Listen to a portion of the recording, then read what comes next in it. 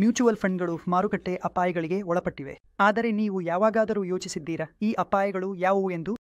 ನಾವು ಹಣ ಹೂಡುತ್ತಿರುವ ಜಾಗದಲ್ಲಿ ಯಾವ ಅಪಾಯಗಳಿವೆ? ನಮ್ಮ ಪ್ರಾಂಶುಪಾಲರು ಸುರಕ್ಷಿತರೇ? ನಮಗೆ ಲಾಭ ರಿಟರ್ನ್ ಸಿಗುತ್ತದೆಯೇ? ನಾವು ಎಷ್ಟು ಅಪಾಯ ತೆಗೆದುಕೊಂಡರೆ ನಮಗೆ ಎಷ್ಟು ಲಾಭ ಸಿಗುತ್ತದೆ? ಹೆಚ್ಚು ಅಪಾಯ ಹೆಚ್ಚು ಲಾಭ, ಕಡಿಮೆ ಅಪಾಯ ಕಡಿಮೆ ಲಾಭ, ಇವು ಎಲ್ಲವೂ ಏನು? ಅಪಾಯ ಹೇಗೆ ನಮ್ಮ ಲಾಭವನ್ನು ಪ್ರಭಾವಿಸುತ್ತದೆ? ನಮ್ಮ ಮೂಲಧನ ನಷ್ಟವಾಗಬಹುದೇ? ನೇಸಂ ಸರಣಿಯ ಅಧ್ಯಾಯ 10 ಇದೇ ವಿಷಯದ ಮೇಲೆ ಆಧಾರಿತವಾಗಿದೆ. ಹಾಯ್ ಗೈಸ್, ನಮ್ಮ ಚಾನೆಲ್ ಸೆಂಟರಿ ಶಾಲಾಬಾಯಿ ಸೆಂಟರ್ ಸಿಟಿಗೆ ಮತ್ತೆ ಸ್ವಾಗತ. ನಿಮ್ಮ ವೆಲ್ತ್ ಪಾರ್ಟ್ನರ್. ನನ್ನ ಹೆಸರು ಅನುಜ್ ಮತ್ತು ನೀವು ನೇಸಂ ಸೀರೀಸ್ 5 ಹೇ ಪಾಸ್ ಕೋರ್ಸ್ ವಿಡಿಯೋಗಳನ್ನು ನೋಡುತ್ತಿದ್ದೀರಿ. ನಾವು ಈಗಾಗಲೇ 9 ಅಧ್ಯಾಯಗಳನ್ನು ಕವರ್ ಮಾಡಿದ್ದೇವೆ. ಇದು ನೇಸಂ ಸೀರೀಸ್ 5 ಹೇ ಮ್ಯೂಚುವಲ್ ಫಂಡ್ಸ್ ಪರೀಕ್ಷೆ ಅಧ್ಯಾಯ ಸಂಖ್ಯೆ 10 ರಿಸ್ಕ್ ಮತ್ತು ರಿಟರ್ನ್. ಇಂದು ನಾವು ರಿಸ್ಕ್ ಬಗ್ಗೆ ಮಾತನಾಡೋಣ. ಯಾವ ಮ್ಯೂಚುವಲ್ ಫಂಡ್ನಲ್ಲಿ ಎಷ್ಟು ರಿಸ್ಕ್ ಇದೆ? ಯಾವ ಮ್ಯೂಚುವಲ್ ಫಂಡ್ ಸ್ಕೀಮಿನಲ್ಲಿ ಎಷ್ಟು ರಿಸ್ಕ್ ಇದೆ? ಇಕ್ವಿಟಿ ಎಂಬ ಮ್ಯೂಚುವಲ್ ಫಂಡ್ ವರ್ಗದಲ್ಲಿ ಎಷ್ಟು ರಿಸ್ಕ್ ಇದೆ? ಡೆಟ್ನಲ್ಲಿ ಯಾವ ರಿಸ್ಕ್ ಇದೆ? ಗೋಲ್ಡ್ಗೆ ಹೂಡಿಕೆ ಮಾಡಿದರೆ ಯಾವ ರಿಸ್ಕ್ ಇದೆ ಮತ್ತು ಇನ್ಫ್ರಾಸ್ಟ್ರಕ್ಚರ್ ಫಂಡ್ಗಳಲ್ಲಿ ಹೂಡಿಕೆ ಮಾಡಿದರೆ ಯಾವ ರಿಸ್ಕ್ ಇದೆ ಮತ್ತು ರಿಟರ್ನ್ಗಳ ಸಾಧ್ಯತೆಗಳು ಯಾವುವು? ನಮಗೆ ಯಾವುದೇ ರೀತಿಯ ಕ್ಯಾಪಿಟಲ್ ಲಾಸ್ ಆಗಬಹುದೇ? ಈ ಎಲ್ಲ ವಿಷಯಗಳನ್ನು ನಾವು ಈ ಅಧ್ಯಾಯದಲ್ಲಿ ಅರ್ಥ ಮಾಡಿಕೊಳ್ಳೋಣ. ಈ ಅಧ್ಯಾಯದಲ್ಲಿ ನಾವು ಓದುವ ವಿಷಯಗಳು ಸಾಮಾನ್ಯ ಮತ್ತು ವಿಶೇಷ ರಿಸ್ಕ್ ಫ್ಯಾಕ್ಟರ್ಗಳು, ಮ್ಯೂಚುವಲ್ ಫಂಡ್ಗಳನ್ನು ಪ್ರಭಾವಿಸುವ ಅಂಶಗಳು, ವಿಭಿನ್ನ ಯೋಜನೆಗಳ ಪ್ರದರ್ಶನ, ಯೋಜನೆಗಳಲ್ಲಿ ರಿಸ್ಕ್ ಮತ್ತು ರಿಟರ್ನ್ಗಳ ಚಾಲಕಗಳು, ರಿಟರ್ನ್ಗಳ ಮಾಪನಗಳು, ನಾವು ಯಾವ ಮಾಪನಗಳಿಂದ ರಿಟರ್ನ್ಗಳನ್ನು ಲೆಕ್ಕ ಹಾಕಬಹುದು ಎಂಬುದನ್ನು ನೋಡೋಣ. ರಿಟರ್ನ್ ಪ್ರತಿನಿಧಿಸುವ ಬಗ್ಗೆ ಸೆಬಿ ನಿಯಮಗಳು ಮತ್ತು ನಾವು ಮ್ಯೂಚುವಲ್ ಫಂಡ್ಗಳ ರಿಟರ್ನ್ಗಳನ್ನು ಯಾವ ರೀತಿಯಲ್ಲಿ ಪ್ರಸ್ತುತಪಡಿಸಬೇಕು ಎಂಬುದನ್ನು ನೋಡೋಣ. ರಿಸ್ಕ್ ಮತ್ತು ನಿಧಿಗಳನ್ನು ಹೂಡಿಕೆ ಮಾಡುವಾಗ ಹೂಡಿಕೆದಾರರ ಮೇಲೆ ಗಮನಹರಿಸಿ ವಿವಿಧ ರಿಸ್ಕ್ ಮಾಪನಗಳನ್ನು ನಾವು ನೋಡೋಣ ಮತ್ತು ಕ್ರೆಡಿಟ್ ರಿಸ್ಕ್ಗೆ ಸಂಬಂಧಿಸಿದ ಕೆಲವು ನಿಯಮಾವಳಿಗಳನ್ನು ತಿಳಿದುಕೊಳ್ಳೋಣ. ಇವತ್ತು ಈ ಎಲ್ಲ ಅಧ್ಯಯನ ಉದ್ದೇಶಗಳನ್ನು ನಾವು ಈ ವಿಡಿಯೋದಲ್ಲಿ ಕವರ್ ಮಾಡೋಣ. ನೋಡಿ, ರಿಸ್ಕನ್ನು 2 ಭಾಗಗಳಾಗಿ ವಿಭಜಿಸಲಾಗಿದೆ, ಅಥವಾ ಹೀಗೆ ಹೇಳಬಹುದು, 2 ರೀತಿಯ ರಿಸ್ಕ್ಗಳು ಇವೆ. ಒಂದುದು ಜನರಲ್ ರಿಸ್ಕ್, ಇದು ಪ್ರತಿಯೊಂದು ಮ್ಯೂಚುವಲ್ ಫಂಡ್ ಯೋಜನೆಗೆ ಅನ್ವಯಿಸುತ್ತದೆ, ಮತ್ತು ಇನ್ನೊಂದುದು ಯೋಜನೆಗೆ ವಿಶೇಷವಾದ ರಿಸ್ಕ್, ಇದು ಕೇವಲ ಆ ಯೋಜನೆಗೆ ಮಾತ್ರ ಅನ್ವಯಿಸುತ್ತದೆ. ಹೆಚ್ಚಾಗಿ ಇಕ್ವಿಟಿ ಸ್ಪೆಸಿಫಿಕ್ ರಿಸ್ಕ್, ಅಂದರೆ ಇಕ್ವಿಟಿ ಯೋಜನೆಗಳಲ್ಲಿ ಇರುವ ರಿಸ್ಕ್, ಡೆಟ್ ಯೋಜನೆಗಳಲ್ಲಿ ಇರುವ ರಿಸ್ಕ್ ಅನ್ನು ಡೆಟ್ ಯೋಜನೆಗೆ ವಿಶೇಷವಾದ ರಿಸ್ಕ್ ಎಂದು ಕರೆಯಲಾಗುತ್ತದೆ. ಹೀಗಾಗಿ ಈ 2 ರೀತಿಯ ರಿಸ್ಕ್ಗಳು ಇರುತ್ತವೆ. ಒಂದುದು ಜನರಲ್ ರಿಸ್ಕ್, ಇದು ಎಲ್ಲ ಮ್ಯೂಚುವಲ್ ಫಂಡ್ಗಳಿಗೂ ಅನ್ವಯಿಸುತ್ತದೆ, ಮತ್ತು ಇನ್ನೊಂದುದು ಯೋಜನೆಗೆ ವಿಶೇಷವಾದ ರಿಸ್ಕ್. ಈ ರಿಸ್ಕ್ ಬಗ್ಗೆ ಮಾಹಿತಿಯನ್ನು ಸೇಡ್ನಲ್ಲಿ ಪಡೆಯಬಹುದು. ನಾವು ಯೋಜನೆ ಮಾಹಿತಿ ಡಾಕ್ಯುಮೆಂಟ್ ಬಗ್ಗೆ ನಮ್ಮ ವಿಡಿಯೋದಲ್ಲಿ ಇದನ್ನು ಈಗಾಗಲೇ ಒಳಗೊಂಡಿದ್ದೇವೆ. ಆಫರ್ ಡಾಕ್ಯುಮೆಂಟ್ಗಳ ಅಧ್ಯಾಯ 5ದಲ್ಲಿ ಯಾವ ಆಫರ್ ಡಾಕ್ಯುಮೆಂಟ್ಗಳು ಇವೆ ಎಂಬುದನ್ನು ನಾವು ಈಗಾಗಲೇ ನೋಡಿದ್ದೇವೆ. ಹಾಗಾದರೆ ನೀವು ಸೆಡ್ ಎಂದರೆ ಏನು, ಯೋಜನೆ ಮಾಹಿತಿ ಡಾಕ್ಯುಮೆಂಟ್ ಎಂದರೆ ಏನು ಎಂದು ತಿಳಿಯಲು ಇಚ್ಛಿಸುತ್ತಿದ್ದರೆ ನಮ್ಮ ಹಿಂದಿನ ವಿಡಿಯೋಗಳನ್ನು ನೋಡಬಹುದು. ಮತ್ತೆ ವಿಷಯಕ್ಕೆ ಬರುವುದಾದರೆ, ಈ ಎಲ್ಲ ರಿಸ್ಕ್ಗಳು ಸೆಡ್ನಲ್ಲಿ ಒಳಗೊಂಡಿರುತ್ತವೆ. ಯೋಜನೆ ಮಾಹಿತಿ ಡಾಕ್ಯುಮೆಂಟ್ನ ಭಾಗವಾಗಿರುತ್ತವೆ. ಸೆಡ್ 2 ವಿಷಯಗಳನ್ನು ಒಳಗೊಂಡಿರುತ್ತದೆ. ಸ್ಟ್ಯಾಂಡರ್ಡ್ ರಿಸ್ಕ್ ಫ್ಯಾಕ್ಟರ್ ಮತ್ತು ಯೋಜನೆಗೆ ವಿಶೇಷವಾದ ರಿಸ್ಕ್ ಫ್ಯಾಕ್ಟರ್ ಎರಡೂ ಸೆಡ್ನಲ್ಲಿ ಇರುತ್ತವೆ. ಈಗ ನಾವು ಕೆಲವು ಸಾಮಾನ್ಯ ರಿಸ್ಕ್ ಫ್ಯಾಕ್ಟರ್ಗಳ ಬಗ್ಗೆ ಮಾತನಾಡೋಣ. ಅವು ಯಾವ ರಿಸ್ಕ್ಗಳು ಎಲ್ಲ ಯೋಜನೆಗಳಿಗೂ ಮ್ಯೂಚುವಲ್ ಫಂಡ್ಗಳಿಗೆ ಅನ್ವಯಿಸುತ್ತವೆ ಎಂಬುದನ್ನು ನೋಡೋಣ. ಮೊದಲಿಗೆ ಬರುತ್ತದೆ ಲಿಕ್ವಿಡಿಟಿ ರಿಸ್ಕ್. ಲಿಕ್ವಿಡಿಟಿ ಅಂದರೆ ನಿಮ್ಮ ಹೂಡಿಕೆಯನ್ನು ಎಷ್ಟು ಸುಲಭವಾಗಿ ನಗದುಗೆ ಪರಿವರ್ತಿಸಬಹುದು ಎಂಬುದು. ನೀವು ಹೂಡಿಕೆ ಮಾಡಿದ ಹಣವನ್ನು ಎಷ್ಟು ಸುಲಭವಾಗಿ ನಗದುಗೆ ಪರಿವರ್ತಿಸಬಹುದು, ಅಥವಾ ನೀವು ರಿಡೆಂಪ್ಷನ್ ಹಾಕಿದಾಗ ಅಥವಾ ಮಾರಿದಾಗ ಎಷ್ಟು ಸುಲಭವಾಗಿ ನಿಮಗೆ ಹಣ ಹಿಂದಿರುಗುತ್ತದೆ ಎಂಬುದನ್ನು ಇದು ಸೂಚಿಸುತ್ತದೆ. ಈಗ ಮ್ಯೂಚುವಲ್ ಫಂಡ್ಸ್ನ ಪರಿಪ್ರೇಕ್ಷೆಯಲ್ಲಿ ಲಿಕ್ವಿಡಿಟಿ ರಿಸ್ಕ್ ಎಂದರೆ ಏನು? ಸಾಮಾನ್ಯವಾಗಿ ಮ್ಯೂಚುವಲ್ ಫಂಡ್ ಯೋಜನೆಗಳು ವ್ಯಾಪಾರದ ಪ್ರಮಾಣ, ಸೆಟಲ್ಮೆಂಟ್ ಅವಧಿಗಳು ಮತ್ತು ವರ್ಗಾವಣೆ ಪ್ರಕ್ರಿಯೆಗಳ ಮೂಲಕ ನಿರ್ಬಂಧಿತವಾಗಿರುತ್ತವೆ. ಹೆಚ್ಚಾಗಿ ಹೂಡಿಕೆದಾರರು ತಮ್ಮ ಹೂಡಿಕೆ ವಿಶ್ವದಲ್ಲಿ ಅತ್ಯಂತ ಲಿಕ್ವಿಡ್ ಸೆಕ್ಯುರಿಟಿಗಳನ್ನು ಮಾತ್ರ ಪೋರ್ಟ್ಫೋಲಿಯೋದಲ್ಲಿ ಸೇರಿಸಿಕೊಳ್ಳುತ್ತಾರೆ. ಆದರೂ ಸಹ ಕೆಲವೊಮ್ಮೆ ಬೇಡಿಕೆ ಮತ್ತು ಪೂರೈಕೆ ಇಲ್ಲದ ಸಂದರ್ಭಗಳು ಉಂಟಾಗಬಹುದು, ಮತ್ತು ಆಗ ಲಿಕ್ವಿಡಿಟಿಯಲ್ಲಿ ಸಮಸ್ಯೆ ಎದುರಾಗಬಹುದು. ಯಾವುದಾದರೂ ಕಂಪನಿಗೆ ಸಂಬಂಧಿಸಿದ ಕಾರಣ ಬಂದಿದ್ದರೆ ಅಥವಾ ಮಾರುಕಟ್ಟೆಗೆ ಸಂಬಂಧಿಸಿದ ಕಾರಣ ಬಂದಿದ್ದರೆ ಆ ನಿರ್ದಿಷ್ಟ ಸೆಕ್ಯುರಿಟಿಯ ಬೆಲೆ ಬೇಡಿಕೆ ಮತ್ತು ಪೂರೈಕೆ ಮೇಲೆ ಪರಿಣಾಮ ಬೀರುತ್ತದೆ. ಅಥವಾ ನೀವು ಮಾರಾಟ ಮಾಡಲು ಇಚ್ಛಿಸುತ್ತಿದ್ದರೆ ಖರೀದಿದಾರರು ಇಲ್ಲ. ಈಗ ನೀವು ಅದನ್ನು ಖರೀದಿಸಲು ಬಯಸಿದರೆ ಮಾರಾಟಗಾರರು ಇರುವುದಿಲ್ಲ. ಅದರಿಂದ ಕೆಲವೊಮ್ಮೆ ಮ್ಯೂಚುವಲ್ ಫಂಡ್ಗಳಲ್ಲಿ ಲಿಕ್ವಿಡಿಟಿ ಸಮಸ್ಯೆಗಳು ಉಂಟಾಗಬಹುದು. ಲಿಕ್ವಿಡಿಟಿ ಸಾಮಾನ್ಯವಾಗಿ ಇದು ಸಾಮಾನ್ಯವಾದ ಅಪಾಯ, ಬರಬಹುದು ಬರದಿರಬಹುದು ಕೂಡ. ಆದರೆ ನಮ್ಮ ವಿಶ್ವವು ಇಷ್ಟು ದೊಡ್ಡದು, ಇಷ್ಟು ಲಿಕ್ವಿಡ್ ಆಗಿದೆ, ಹಾಗಾಗಿ ಈ ಸಮಸ್ಯೆ ಕಡಿಮೆ ಸಮಯದಲ್ಲೇ ಬರುತ್ತದೆ ಎಂದು ಕಂಡುಬಂದಿದೆ. ಆದರೆ ಇದನ್ನು ಹೇಳಿದ ಮೇಲೆ ನಮಗೆ ತಿಳಿದಿರಬೇಕು ಎಂದರೆ ಲಿಕ್ವಿಡಿಟಿ ಎಂದರೆ ಏನು ಮತ್ತು ಲಿಕ್ವಿಡಿಟಿ ಅಪಾಯ ಎಂದರೆ ಏನು ಮತ್ತು ಯಾವ ಅಂಶಗಳು ಲಿಕ್ವಿಡಿಟಿಗೆ ಪ್ರಭಾವ ಬೀರುತ್ತವೆ ಎಂಬುದು. ಟ್ರೇಡಿಂಗ್ ವಾಲ್ಯೂಮ್ಗಳು, ಸೆಟಲ್ಮೆಂಟ್ ಅವಧಿಗಳು ಮತ್ತು ವರ್ಗಾವಣೆ ಪ್ರಕ್ರಿಯೆಗಳು. ಹಾಗಾಗಿ ಈ 3 ವಿಷಯಗಳನ್ನು ನಾವು ಲಿಕ್ವಿಡಿಟಿ ಸಂಬಂಧಿತವಾಗಿ ಗಮನದಲ್ಲಿಡಬೇಕು. ಇನ್ನೊಂದು ಸಾಮಾನ್ಯ ಅಪಾಯದ ಅಂಶವೆಂದರೆ ಬಡ್ಡಿದರ ಅಪಾಯ. ಯಾವಾಗಲಾದರೂ ಆರ್ಥಿಕತೆಯಲ್ಲಿ ಬಡ್ಡಿದರಗಳಲ್ಲಿ ಯಾವುದೇ ಚಲನೆ ಸಂಭವಿಸಿದರೆ, RBI ಬಡ್ಡಿದರಗಳನ್ನು ಹೆಚ್ಚಿಸಿದರೂ ಅಥವಾ ಕಡಿತಗೊಳಿಸಿದರೂ, ಬಡ್ಡಿದರದಲ್ಲಿ ಯಾವುದೇ ಹೆಚ್ಚಳ ಅಥವಾ ಇಳಿಕೆಯಾಗಿದ್ದರೆ ಅದರ ನೇರ ಪರಿಣಾಮ ನಮ್ಮ ಪೋರ್ಟ್ಫೋಲಿಯೋ ಮೇಲೆ ಬೀಳುತ್ತದೆ. ಯಾವುದಾದರೂ ಡೆಟ್ ಹೂಡಿಕೆಗಳು ಇದ್ದರೆ, ಡೆಟ್ ಯೋಜನೆಗಳು ಇದ್ದರೆ, ಸ್ಥಿರ ಆದಾಯ ಇದ್ದರೆ ಹೆಚ್ಚು ಪರಿಣಾಮ ಬೀರುತ್ತದೆ. ಆದರೆ ಇಕ್ವಿಟಿ ಯೋಜನೆಗಳ ಮೇಲೂ ಬಡ್ಡಿದರಗಳ ಏರಿಕೆ ಅಥವಾ ಇಳಿಕೆ ಪರಿಣಾಮ ಬೀರುತ್ತದೆ. ಹೆಚ್ಚು ತಿಳಿದುಕೊಳ್ಳೋಣ ಹೇಗೆ? ನಾವು ಡೆಟ್ ಬಗ್ಗೆ ಮಾತನಾಡುವಾಗ ಬಡ್ಡಿದರಗಳು ಮತ್ತು ಆರ್ಥಿಕತೆಯಲ್ಲಿನ ಬಾಂಡ್ ಬೆಲೆಗಳ ನಡುವೆ ವಿರುದ್ಧ ಸಂಬಂಧವಿದೆ ಎಂದು ಹೇಳಲಾಗುತ್ತದೆ. ಬಡ್ಡಿದರಗಳು ಹೆಚ್ಚಾದಾಗ ಬಾಂಡ್ಗಳ ಬೆಲೆಗಳು ಇಳಿಯುತ್ತವೆ ಮತ್ತು ಬಡ್ಡಿದರಗಳು ಕಡಿಮೆಯಾಗುವಾಗ ನಿಮ್ಮ ಹಳೆಯ ಬಾಂಡ್ನ ಮೌಲ್ಯ ಹೆಚ್ಚಾಗುತ್ತದೆ, ಏಕೆಂದರೆ ಹೊಸ ಬಾಂಡ್ಗಳಲ್ಲಿ ಬಡ್ಡಿ ಕಡಿಮೆ ಸಿಗುತ್ತಿದೆ. ಹೀಗಾಗಿ ನೀವು ಹಿಡಿದಿರುವ ಬಾಂಡ್ನ ಮೌಲ್ಯ ಹೆಚ್ಚಾಗುತ್ತದೆ, ಏಕೆಂದರೆ ಯಾರಾದರೂ ನಿಮ್ಮಿಂದ ಆ ಬಾಂಡ್ ಖರೀದಿಸಲು ಬರುವರು ಎಂದರೆ ಸ್ವಯಂಚಾಲಿತವಾಗಿ ಅದರ ಬೆಲೆ ಹೆಚ್ಚುತ್ತದೆ. ನಿಮ್ಮ ಬಾಂಡ್ ಪ್ರೀಮಿಯಂನಲ್ಲಿ ವ್ಯಾಪಾರವಾಗಲು ಪ್ರಾರಂಭಿಸುತ್ತದೆ, ಏಕೆಂದರೆ ನಿಮ್ಮ ಬಾಂಡ್ ಮಾರುಕಟ್ಟೆಯ ಬಡ್ಡಿದರಕ್ಕಿಂತ ಹೆಚ್ಚು ಬಡ್ಡಿ ನೀಡುತ್ತಿದೆ. ಹಾಗಾಗಿ ನೀವು ಅದನ್ನು ಮಾರಿದರೆ ₹100 ಬಾಂಡ್ ಒಂದು ₹105, ಒಂದು ₹106, ಒಂದು ₹107 ಹೋಗಬಹುದು. ಇದನ್ನು ಪ್ರೀಮಿಯಂ ಎಂದು ಕರೆಯಲಾಗುತ್ತದೆ. ಹಾಗಾಗಿ ಬಡ್ಡಿದರ ಕಡಿಮೆಯಾಗಿದ್ದರೆ ನಿಮ್ಮ ಬಾಂಡ್ನ ಮೌಲ್ಯ ಹೆಚ್ಚಾಗುತ್ತದೆ ಮತ್ತು ಅದಕ್ಕೆ ವಿರುದ್ಧವಾದರೂ ಸಹ ಬಡ್ಡಿದರಗಳು ಹೆಚ್ಚಾದರೆ ನಿಮ್ಮ ಬಾಂಡ್ನ ಮೌಲ್ಯ ಕಡಿಮೆಯಾಗುತ್ತದೆ, ಏಕೆಂದರೆ ನಿಮ್ಮ ಬಾಂಡ್ ಉದಾಹರಣೆಗೆ 6% ಬಡ್ಡಿ ನೀಡುತ್ತಿದೆ. ಮಾರ್ಕೆಟ್ನಲ್ಲಿ ಬಡ್ಡಿದರ ಹೆಚ್ಚಾದರೆ ಹೊಸ ಬಾಂಡ್ಗಳು 7% ಬಡ್ಡಿಯಲ್ಲಿ ಲಭ್ಯವಿದ್ದರೆ ನೀವು ಎಲ್ಲರೂ ಹೊಸ ಬಾಂಡ್ಗಳತ್ತ ಹೋಗುತ್ತೀರಿ. ನೀವು ಹಳೆಯ ಬಾಂಡನ್ನು ಮಾರಬೇಕು, ಹೊಸ ಬಾಂಡ್ ಖರೀದಿಸಬೇಕು ಅಂದರೆ ನೀವು ಅದನ್ನು ಡಿಸ್ಕೌಂಟ್ನಲ್ಲಿ ಮಾರಬೇಕಾಗುತ್ತದೆ. ಉದಾಹರಣೆಗೆ ಒಂದು ₹100 ಮುಖಬೆಲೆ ಇದ್ದರೆ ಅದು ನಿಮಗೆ ₹95, ₹94 ಅಥವಾ ₹96 ಮಾರಬೇಕಾಗಬಹುದು. ಅದಕ್ಕಾಗಿಯೇ ಬಡ್ಡಿದರಗಳ ಚಲನೆ ಬಹುಪಾಲು ಡೆಟ್ ಸ್ಕೀಮ್ಗಳ ಮೇಲೆ ಹೆಚ್ಚು ಪ್ರಭಾವ ಬೀರುತ್ತದೆ. ಯಾವಾಗ ಬಡ್ಡಿದರಗಳು ಹೆಚ್ಚಾಗುತ್ತವೆ ಅದು ಎಕ್ವಿಟಿ ಮಾರುಕಟ್ಟೆಗೆ ಕೂಡ ಇಷ್ಟವಿಲ್ಲ. ಸಾಮಾನ್ಯವಾಗಿ ಕಡಿಮೆ ಅವಧಿಯಲ್ಲಿ ಮಾರುಕಟ್ಟೆ ತುಂಬಾ ಅಸ್ಥಿರವಾಗುತ್ತದೆ ಎಂದು ಕಾಣಬಹುದು. ಯಾವಾಗ RBI ಬಡ್ಡಿದರಗಳನ್ನು ಹೆಚ್ಚಿಸುತ್ತದೆ ಅಥವಾ ಮಾರುಕಟ್ಟೆಯಲ್ಲಿ ಬಡ್ಡಿದರಗಳು ಹೆಚ್ಚುವ ಪರಿಸ್ಥಿತಿ ಕಂಡುಬರುತ್ತದೆ. ಮಾರುಕಟ್ಟೆಯಲ್ಲಿ ನಿರಂತರವಾಗಿ ಬಡ್ಡಿದರಗಳು ಹೆಚ್ಚಾದರೆ ಅದು ಎಕ್ವಿಟಿ ಮಾರುಕಟ್ಟೆಗೆ ಇಷ್ಟವಿಲ್ಲ. ಬಡ್ಡಿದರಗಳು ಹೆಚ್ಚಾದಾಗ ಹೊಸ ಇನ್ವೆಸ್ಟಿಂಗ್ ಕ್ಷೇತ್ರಗಳು ಅಥವಾ ವ್ಯವಹಾರಗಳಿಗೆ ತಮ್ಮ ವರ್ಕಿಂಗ್ ಕ್ಯಾಪಿಟಲ್ಗಾಗಿ ಸಾಲದ ಅಗತ್ಯವಿರುತ್ತದೆ. ಹೊಸ ವ್ಯವಹಾರ ಆರಂಭಿಸಲು ಬಯಸುವವರಿಗೆ ಹೊಸ ಸಾಲಗಳು ದುಬಾರಿಯಾಗುತ್ತವೆ, ಯಾಕೆಂದರೆ ಬಡ್ಡಿದರಗಳು ಹೆಚ್ಚಾಗಿರುವುದರಿಂದ ಅವರ EMI ಕೂಡ ಹೆಚ್ಚಾಗುತ್ತದೆ. ಹಾಗಾಗಿ ಸಾಲ ದುಬಾರಿಯಾದಾಗ ಹೊಸ ಆಟಗಾರರು ಮಾರುಕಟ್ಟೆಗೆ ಪ್ರವೇಶಿಸುವಾಗ ಅಥವಾ ಈಗಿರುವ ಆಟಗಾರರು ಕೂಡ ಸಾಲ ತೆಗೆದುಕೊಳ್ಳಬೇಕಾದರೆ ಅವರು ತಮ್ಮ ಯೋಜನೆಗಳನ್ನು ಎಲ್ಲೋ ಅಲ್ಲೋ ಡಿಲೇ ಮಾಡುತ್ತಾರೆ.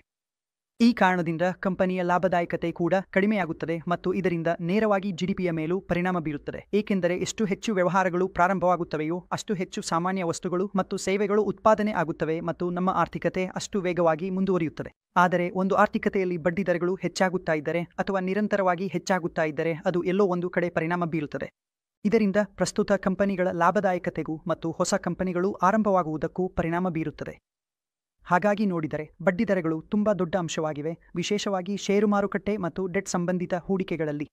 ಡೆಟ್ನಲ್ಲಿ ಅದು ಸ್ವಲ್ಪ ಹೆಚ್ಚು ಪರಿಣಾಮ ಬೀರುತ್ತದೆ, ಆದರೆ ಷೇರುಗಳಲ್ಲಿ ಕೂಡ ಅದು ಪರಿಣಾಮ ಬೀರುತ್ತದೆ. ಮರುಹೂಡಿಕೆ ಅಪಾಯವನ್ನು ನೋಡಿ. ನಾವು ಯಾವುದೇ ಆಸ್ತಿ ವರ್ಗದಲ್ಲಿ ಹೂಡಿಕೆ ಮಾಡಿದಾಗ ಕೆಲವೊಮ್ಮೆ ನಮಗೆ ಕೆಲವು ನಗದು ಹರಿವುಗಳು ಬರಬಹುದು. ಉದಾಹರಣೆಗೆ ನಾವು ಡೆಟ್ ಯೋಜನೆಯಲ್ಲಿ ಹೂಡಿಕೆ ಮಾಡಿದರೆ ಅಥವಾ ಬಾಂಡ್ ಖರೀದಿಸಿದರೆ, ಈಗ ಬಾಂಡ್ನಲ್ಲಿ ನಮಗೆ ಸರಣಿಯಾಗಿ ನಗದು ಹರಿವುಗಳು ಬರುತ್ತವೆ. ಒಂದು ನಿಗದಿತ ಕೂಪನ್ ನಮಗೆ ಸಿಗುತ್ತದೆ. ಉದಾಹರಣೆಗೆ ಒಂದು ಬಾಂಡ್ ಇದೆ, ಅದು ₹1 ಲಕ್ಷ ಮೌಲ್ಯದ ಬಾಂಡ್. ಅದು ನಮಗೆ 10% ಬಡ್ಡಿಯನ್ನು ನೀಡುತ್ತಿದ್ದರೆ ಮತ್ತು ತ್ರೈಮಾಸಿಕವಾಗಿ ಪಾವತಿಸುತ್ತಿದ್ದರೆ ನಾವು ಪ್ರತಿ ತ್ರೈಮಾಸಿಕಕ್ಕೂ 2.5% ಪಡೆಯುತ್ತಿದ್ದೇವೆ. ಹೀಗಾಗಿ ಈಗ ನಮಗೆ 2.5% ಅಂದರೆ ತ್ರೈಮಾಸಿಕವಾಗಿ ₹2,500 ಬರುತ್ತಿದೆ. ಆದರೆ ಅದನ್ನು ನಾವು ಮತ್ತೆ ಅದೇ 10% ಬಡ್ಡಿದರದಲ್ಲಿ ಹೂಡಿಕೆ ಮಾಡಲು ಸಾಧ್ಯವಾಗದೇ ಇರಬಹುದು. ಮಾರ್ಕೆಟ್ನಲ್ಲಿ ಬಡ್ಡಿದರ ಕಡಿಮೆಯಾಗಬಹುದು. ಆದ್ದರಿಂದ ಇದನ್ನು ಮರುಹೂಡಿಕೆ ಅಪಾಯ ಎಂದು ಕರೆಯಲಾಗುತ್ತದೆ. ಅಂದರೆ ನಿಮ್ಮ ಭದ್ರತೆಯನ್ನು ಟೆಂಪ್ನಲ್ಲಿ ಹೂಡಿಕೆ ಮಾಡಲು ಅಸಮರ್ಥತೆ ಅಥವಾ ನೀವು ಮೊದಲು ಹೂಡಿಕೆ ಮಾಡಿದ ಅದೇ ಇಳುವರಿಯಲ್ಲಿ ಹೂಡಿಕೆ ಮಾಡಲು ಸಾಧ್ಯವಾಗದಿರುವುದು. ಹೀಗಾಗಿ ಇದನ್ನು ಮರುಹೂಡಿಕೆ ಅಪಾಯ ರೀಇನ್ವೆಸ್ಟ್ಮೆಂಟ್ ರಿಸ್ಕ್ ಎಂದು ಕರೆಯುತ್ತಾರೆ, ಆದರೆ ಇದರಿಂದ ಹೆಚ್ಚಿನ ಪರಿಣಾಮವಿಲ್ಲ. ಆದರೆ ಹೌದು, ಗಣಿತದ ದೃಷ್ಟಿಯಿಂದ ನೋಡಿದರೆ ಈ ಪರಿಣಾಮ ಬರುತ್ತದೆ. ರಾಜಕೀಯ ಅಪಾಯ ಪಾಲಿಟಿಕಲ್ ರಿಸ್ಕ್ ತುಂಬಾ ದೊಡ್ಡ ಅಂಶವಾಗಿದೆ. ಮತ್ತೊಮ್ಮೆ ಅಪಾಯ ಎಂದರೆ ಅಪಾಯದ ಚಿಂತನೆಗಳನ್ನು ನೋಡಿ. ರಾಜಕೀಯ ಎಂದರೆ ಮಾರುಕಟ್ಟೆಗೆ ಸ್ಥಿರ ಸರ್ಕಾರ ಬೇಕು. ಯಾವುದೇ ಆರ್ಥಿಕ ವ್ಯವಸ್ಥೆಯಲ್ಲಿ ಸ್ಥಿರ ಸರ್ಕಾರ ಇದ್ದರೆ ಮಾರುಕಟ್ಟೆಗೆ ಅದು ಇಷ್ಟವಾಗುತ್ತದೆ. ಸ್ಥಿರ ಸರ್ಕಾರದ ಎಲ್ಲ ಯೋಜನೆಗಳು ಸ್ಥಿರವಾಗಿರುತ್ತವೆ ಅಥವಾ ಪ್ರತಿ 5 ವರ್ಷಕ್ಕೊಮ್ಮೆ ಸರ್ಕಾರ ಬದಲಾಗುತ್ತಾ ಇದ್ದರೆ ಅದು ಕೂಡ ಈಕ್ವಿಟಿ ಮಾರುಕಟ್ಟೆಗೆ ಅಥವಾ ಮಾರುಕಟ್ಟೆಗೆ ಎಲ್ಲಿಯಾದರೂ ಇಷ್ಟವಲ್ಲ, ಏಕೆಂದರೆ ಪ್ರಸ್ತುತ ಯೋಜನೆಗಳ ಮೇಲೆ ಅಡ್ಡಿ ಉಂಟಾಗುತ್ತದೆ. ಹೊಸ ಸರ್ಕಾರ ಬಂದಾಗ ಅದು ತನ್ನ ಹೊಸ ಯೋಜನೆಗಳೊಂದಿಗೆ ಬರುತ್ತದೆ. ಆದ್ದರಿಂದ ಇಕ್ವಿಟಿ ಮಾರುಕಟ್ಟೆ ಸಂವೇದನಾಶೀಲವಾಗಿರುತ್ತದೆ. ರಾಜಕೀಯ ಬದಲಾವಣೆಗಳ ವಿಷಯದಲ್ಲಿ ಯಾವುದೇ ರಾಜಕೀಯ ಬದಲಾವಣೆಯಾಗುತ್ತದೆಯಾದರೂ ಮತ್ತು ದೊಡ್ಡ ರಾಜ್ಯಗಳ ಮೇಲೆ ಅವಲಂಬಿತವಾಗಿರುತ್ತದೆ. ಯಾವುದೇ ದೊಡ್ಡ ರಾಜ್ಯದಲ್ಲಿ ಅಥವಾ ಆಂತರಿಕ ರಾಜ್ಯದಲ್ಲಿ ಚುನಾವಣೆಗಳಿದ್ದರೆ ಅದನ್ನು ಮಾರುಕಟ್ಟೆ ಬಹಳ ಗಮನದಿಂದ ನೋಡುತ್ತದೆ. ಈಕ್ವಿಟಿ ಮಾರುಕಟ್ಟೆಗಳು ಮಾರುಕಟ್ಟೆ ಅವಲಂಬಿತವಾಗಿದ್ದರೆ, ಮಾರುಕಟ್ಟೆ ಈ ರಾಜಕೀಯ ಬದಲಾವಣೆ ಆಗಬೇಕು ಎಂದು ಯೋಚಿಸುತ್ತಿದ್ದರೆ ಮತ್ತು ಅದು ಆಗದಿದ್ದರೆ, ಅಥವಾ ಈ ರಾಜಕೀಯ ಬದಲಾವಣೆ ಆಗಬಾರದು ಎಂದು ಯೋಚಿಸುತ್ತಿದ್ದರೆ ಮತ್ತು ಅದು ಆಗಿಬಿಟ್ಟರೆ, ಅದು ಮಾರುಕಟ್ಟೆಗಳನ್ನು ಪ್ರತಿಕೂಲವಾಗಿ ಪ್ರಭಾವಿಸಬಹುದು. ಸ್ವಲ್ಪ ಸಮಯದ ಅವಧಿಗೆ ಮಾತ್ರ ಇದರಿಂದ ಪರಿಣಾಮ ಬೀರುತ್ತದೆ, ಆದರೆ ನೋಡಲಾಗಿದೆ ದೀರ್ಘಾವಧಿಗೆ ನಿಮ್ಮ ಜಿಡಿಪಿ ಚೆನ್ನಾಗಿ ಬೆಳೆಯುತ್ತಿದೆಯಾದರೆ, ನಿಮ್ಮ ಆರ್ಥಿಕತೆ ಉತ್ತಮವಾಗಿದ್ದರೆ, ನಿಮ್ಮ ಅರ್ಥವ್ಯವಸ್ಥೆ ಚೆನ್ನಾಗಿದ್ದರೆ, ನಿಮ್ಮ ಕಂಪನಿಗಳ ಲಾಭಗಳು ಚೆನ್ನಾಗಿಯೇ ನಡೆಯುತ್ತಿದೆಯಾದರೆ ಅಷ್ಟು ಪರಿಣಾಮ ಬರುವುದಿಲ್ಲ. ಆದರೆ ಕೇವಲ ಸ್ವಲ್ಪ ಕಾಲದ ಅವಧಿಗೆ ನೋಡಿದರೆ ರಾಜಕೀಯ ಅಂಶಗಳು ನಿಮ್ಮ ವಾಪಸ್ಸಿಗೆ ಪರಿಣಾಮ ಬೀರುತ್ತವೆ. ಆರ್ಥಿಕ ಬೆಳವಣಿಗೆಯನ್ನು ನೋಡಿದಾಗ ಆರ್ಥಿಕತೆಯಲ್ಲಿ ನಿಧಾನಗತಿಯುಂಟಾಗುವುದು, ಆರ್ಥಿಕತೆಯ ಭೌತಿಕ ಕೊರತೆಗಳು ಹೆಚ್ಚಾಗುವುದು, ಇವು ಎಲ್ಲವೂ ಆರ್ಥಿಕತೆಯನ್ನು ಸ್ವಲ್ಪ ನಿಧಾನಗೊಳಿಸುತ್ತವೆ. ಜಿಡಿಪಿ ಬೆಳವಣಿಗೆ ದರದಲ್ಲಿ ತಡೆ ಉಂಟಾಗುತ್ತದೆ. ನಿಮ್ಮ ಜಿಡಿಪಿ ಹೆಚ್ಚು ವೇಗವಾಗಿ ಬೆಳೆಯುವುದಿಲ್ಲ. ಹಾಗಾಗಿ ಅನೇಕ ವಿಷಯಗಳು ಇವೆ, ಅವು ಆರ್ಥಿಕತೆಗೆ ಹಾನಿಕಾರಕವಾಗಿ ಪರಿಣಾಮ ಬೀರುತ್ತವೆ. ಇವುಗಳನ್ನು ಆರ್ಥಿಕ ಅಪಾಯಗಳು ಎಂದು ಕರೆಯಲಾಗುತ್ತದೆ. ಮುಂದಿನದು ವಿದೇಶಿ ಕರೆನ್ಸಿ ಅಪಾಯ. ನೀವು ಮಾಡಿದ ಹೂಡಿಕೆಗಳು ಅಥವಾ ನಮ್ಮ ಮ್ಯೂಚುವಲ್ ಫಂಡ್ ಯೋಜನೆಗಳು ಐಎನ್ಆರ್ನಲ್ಲಿ ನಿಗದಿತವಾಗಿರಬಹುದು ಅಥವಾ ಅವುಗಳ ಮೌಲ್ಯಮಾಪನ ಐಎನ್ಆರ್ನಲ್ಲಿ ಇರಬಹುದು. ಹೀಗಾಗಿ ವಿದೇಶಿ ಪೋರ್ಟ್ಫೋಲಿಯೋ ಹೂಡಿಕೆದಾರರು ಅವರು ಭಾರತದಲ್ಲಿ ಹೂಡಿಕೆ ಮಾಡುತ್ತಾರೆ, ಅವರಿಗೆ ಮ್ಯೂಚುವಲ್ ಫಂಡ್ಗಳು ಸಿಗುತ್ತವೆ, ಯೂನಿಟ್ಗಳು ಸಿಗುತ್ತವೆ. ಭಾರತೀಯರಿಗೆ ಅವು ರೂಪಾಯಿಯಲ್ಲಿ ಸಿಗಬಹುದು.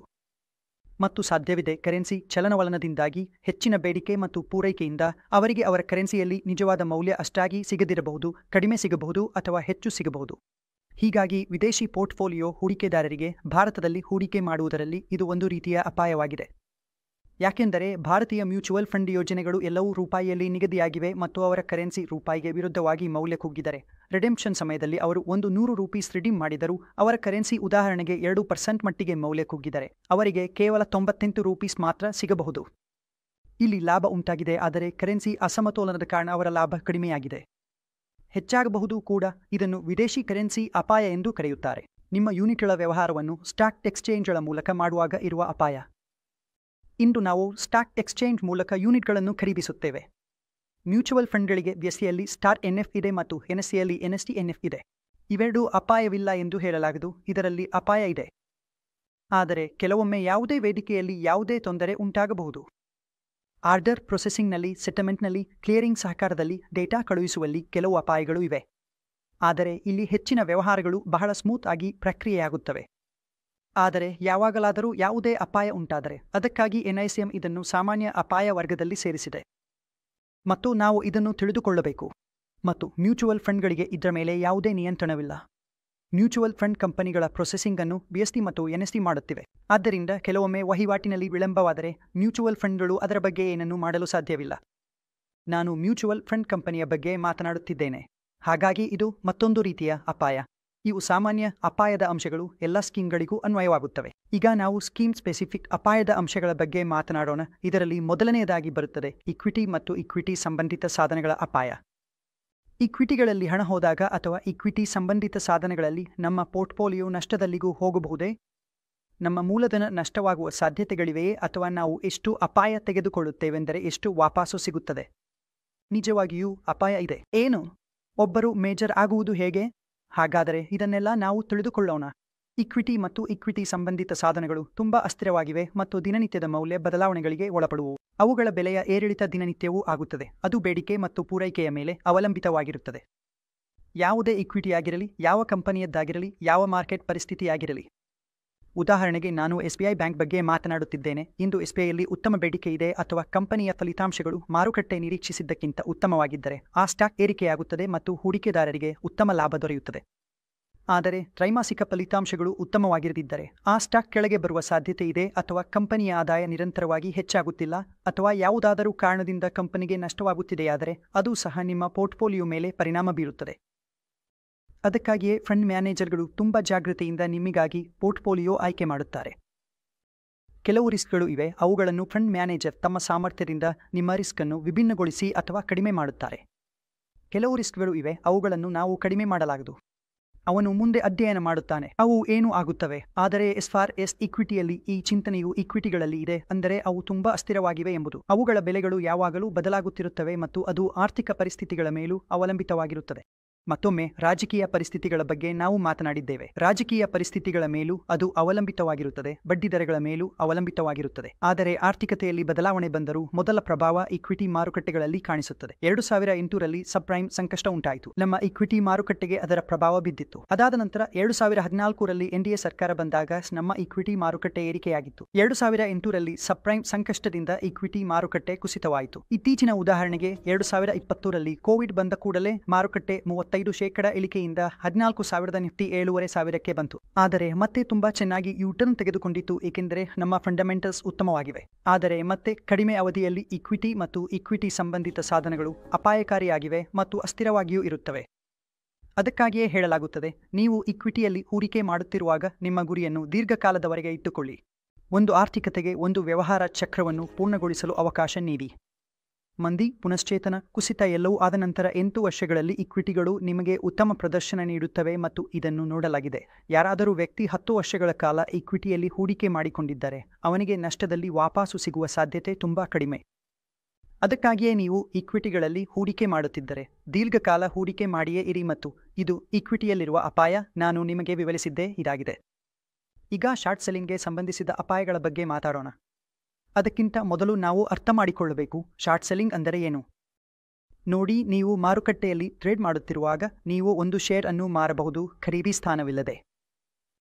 ಅಂದರೆ ನಿಮ್ಮ ಬಳಿ ಆ ಶೇರ್ ಇಲ್ಲ, ನೀವು ಖರೀದಿ ಮಾಡಿಲ್ಲ, ಆದರೆ ನೀವು ಅದರಲ್ಲಿ ಶಾರ್ಟ್ ಪೊಸಿಷನ್ ತೆಗೆದುಕೊಳ್ಳಬಹುದು, ಅಂದರೆ ಅದನ್ನು ಮಾರಬಹುದು. ಅದರಲ್ಲಿ ಲಾಭವೇನು?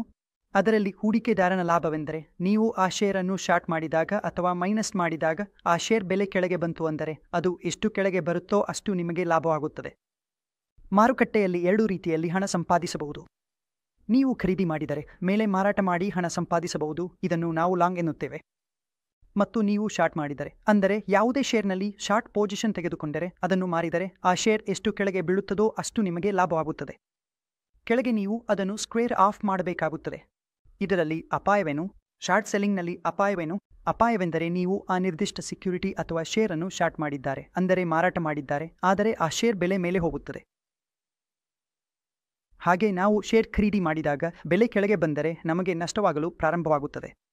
ನಾವು ಖರೀದಿಸಿದ ಬೆಲೆಗೆ ಹೋಲಿಸಿದರೆ ಶೇರ್ ಬೆಲೆ ಕೆಳಗೆ ಹೋಗಲು ಪ್ರಾರಂಭವಾದಾಗ ಇಲ್ಲಿ ಪರಿಸ್ಥಿತಿ ಬೇರೆಯಾಗಿದೆ. ನಾವು ಅದನ್ನು ಶಾರ್ಟ್ ಮಾಡಿದಾಗ ಆ ಶೇರ್ ಬೆಲೆ ಎಷ್ಟು ಮೇಲಕ್ಕೆ ಹೋಗುತ್ತದೋ ಅಷ್ಟು ನಮಗೆ ನಷ್ಟವಾಗುತ್ತಾ ಹೋಗುತ್ತದೆ. ಇದು ಶಾರ್ಟ್ ಸೆಲ್ಲಿಂಗ್ ಮತ್ತು ಅದಕ್ಕೆ ಸಂಬಂಧಿಸಿದ ಅಪಾಯಗಳ ಬಗ್ಗೆ. ಮಿಡ್ ಮತ್ತು ಸ್ಮಾಲ್ ಕ್ಯಾಪ್ ಕಂಪನಿಗಳಲ್ಲಿ ಇರುವ ಅಪಾಯಗಳು. ಮಿಡ್ ಮತ್ತು ಸ್ಮಾಲ್ ಕ್ಯಾಪ್ ಕಂಪನಿಗಳಲ್ಲಿ ಹೂಡಿಕೆ ಮಾಡುವ ಅಪಾಯವೇನು? ಅದಕ್ಕಿಂತ ಮೊದಲು ನಾವು ಮಿಡ್ ಮತ್ತು ಸ್ಮಾಲ್ ಕ್ಯಾಪ್ ಕಂಪನಿಗಳು ಎಂದರೆ ಏನು ಎಂಬುದನ್ನು ಅರ್ಥ ಮಾಡಿಕೊಳ್ಳಬೇಕು. ಇದಲ್ಲದೆ ಇನ್ನೊಂದು ಕ್ಯಾಪ್ ಇದೆ, ಅದನ್ನು ನಾವು ಲಾರ್ಜ್ ಕ್ಯಾಪ್ ಎಂದು ಕರೆಯುತ್ತೇವೆ. ಹಾಗಾದರೆ ನಾವು ಮೊದಲು ಈ 3ಗಳನ್ನು ನೋಡೋಣ. ಯಾವುದೇ ಫೈನಾನ್ಸ್ ಪುಸ್ತಕದಲ್ಲಿಯೂ ಈ ಕ್ಯಾಪ್ಗಳ ವ್ಯಾಖ್ಯಾನವನ್ನು ನೀಡಲಾಗಿಲ್ಲ, ಏಕೆಂದರೆ ನಮ್ಮ ಲಾರ್ಜ್ ಕ್ಯಾಪ್ ಅಮೆರಿಕದ ದೃಷ್ಟಿಯಲ್ಲಿ ಸ್ಮಾಲ್ ಕ್ಯಾಪ್ ಆಗಿರಬಹುದು ಅಥವಾ ನಮ್ಮ ಸ್ಮಾಲ್ ಕ್ಯಾಪ್ ಪಾಕಿಸ್ತಾನದ ದೃಷ್ಟಿಯಲ್ಲಿ ಲಾರ್ಜ್ ಕ್ಯಾಪ್ ಆಗಿರಬಹುದು. ಹೀಗಾಗಿ ಸ್ಮಾಲ್ ಕ್ಯಾಪ್ಗಳ ವ್ಯಾಖ್ಯಾನ, ಲಾರ್ಜ್ ಕ್ಯಾಪ್ನ ವ್ಯಾಖ್ಯಾನ, ಮಿಡ್ ಕ್ಯಾಪ್ನ ವ್ಯಾಖ್ಯಾನವು ಆರ್ಥಿಕತೆಯಿಂದ ಆರ್ಥಿಕತೆಗೆ ಬದಲಾಗುತ್ತದೆ. ಆದರೆ NISM 5 ಪ್ರಕಾರ ಅವರು ನಮಗೆ ತಿಳಿಸಿರುವಂತೆ ಇದೆ. ನಮಗೆ ಪರೀಕ್ಷೆಯಲ್ಲಿ ಯಾವ ಪ್ರಶ್ನೆ ಬರಬಹುದು ಎಂಬುದನ್ನು ಇದರ ಆಧಾರದ ಮೇಲೆ ನಾವು ನಮ್ಮ ತಯಾರಿ ಮಾಡಿಕೊಳ್ಳಬೇಕು. ಹೀಗಾಗಿ NISMನಲ್ಲಿ ಹೇಳಲಾಗಿದೆ, ಮಾರುಕಟ್ಟೆ ಮೌಲ್ಯೀಕರಣದ ಪ್ರಕಾರ ಮೊದಲನೆಯದರಿಂದ 100ನೇ ಕಂಪನಿಯವರೆಗೆ ಅತಿ ದೊಡ್ಡ ಮೊದಲ 100 ಕಂಪನಿಗಳು ಮಾರುಕಟ್ಟೆ ಮೌಲ್ಯೀಕರಣದ ಆಧಾರದ ಮೇಲೆ ಲಾರ್ಜ್ ಕ್ಯಾಪ್ ಎಂದು ಪರಿಗಣಿಸಲಾಗುತ್ತದೆ. ಹಾಗಾದರೆ ಲಾರ್ಜ್ ಕ್ಯಾಪ್ ಕಂಪನಿ ಯಾವುದು? ಮಾರುಕಟ್ಟೆ ಮೌಲ್ಯೀಕರಣದ ಪ್ರಕಾರ ಮೊದಲನೆಯದರಿಂದ 100ನೇವರೆಗೆ.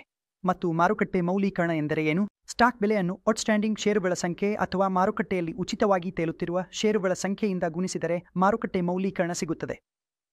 ಮಾರುಕಟ್ಟೆಯಲ್ಲಿ ಎಷ್ಟು ಷೇರುಗಳು ತೇಲಾಡುತ್ತಿವೆ ಅವುಗಳನ್ನು ಷೇರುಗಳ ಸಂಖ್ಯೆಯಿಂದ ಗುಣಿಸಿದರೆ ಅದು ನಮ್ಮ ಮಾರುಕಟ್ಟೆ ಮೌಲ್ಯವಾಗುತ್ತದೆ. ಹಾಗಾಗಿ ದೊಡ್ಡ ಕಂಪನಿಗಳು, ಅಂದರೆ ಮಾರುಕಟ್ಟೆ ಮೌಲ್ಯ ಹೆಚ್ಚು ಇರುವ ಕಂಪನಿಗಳು, ಆ ಕ್ರಮದಲ್ಲಿ ಮೊದಲನೆಯದರಿಂದ 100ನೇ ಕಂಪನಿವರೆಗೆ ಅವುಗಳನ್ನು ಲಾರ್ಜ್ ಕ್ಯಾಪ್ ವಿಭಾಗದಲ್ಲಿ ಇಡಲಾಗುತ್ತದೆ.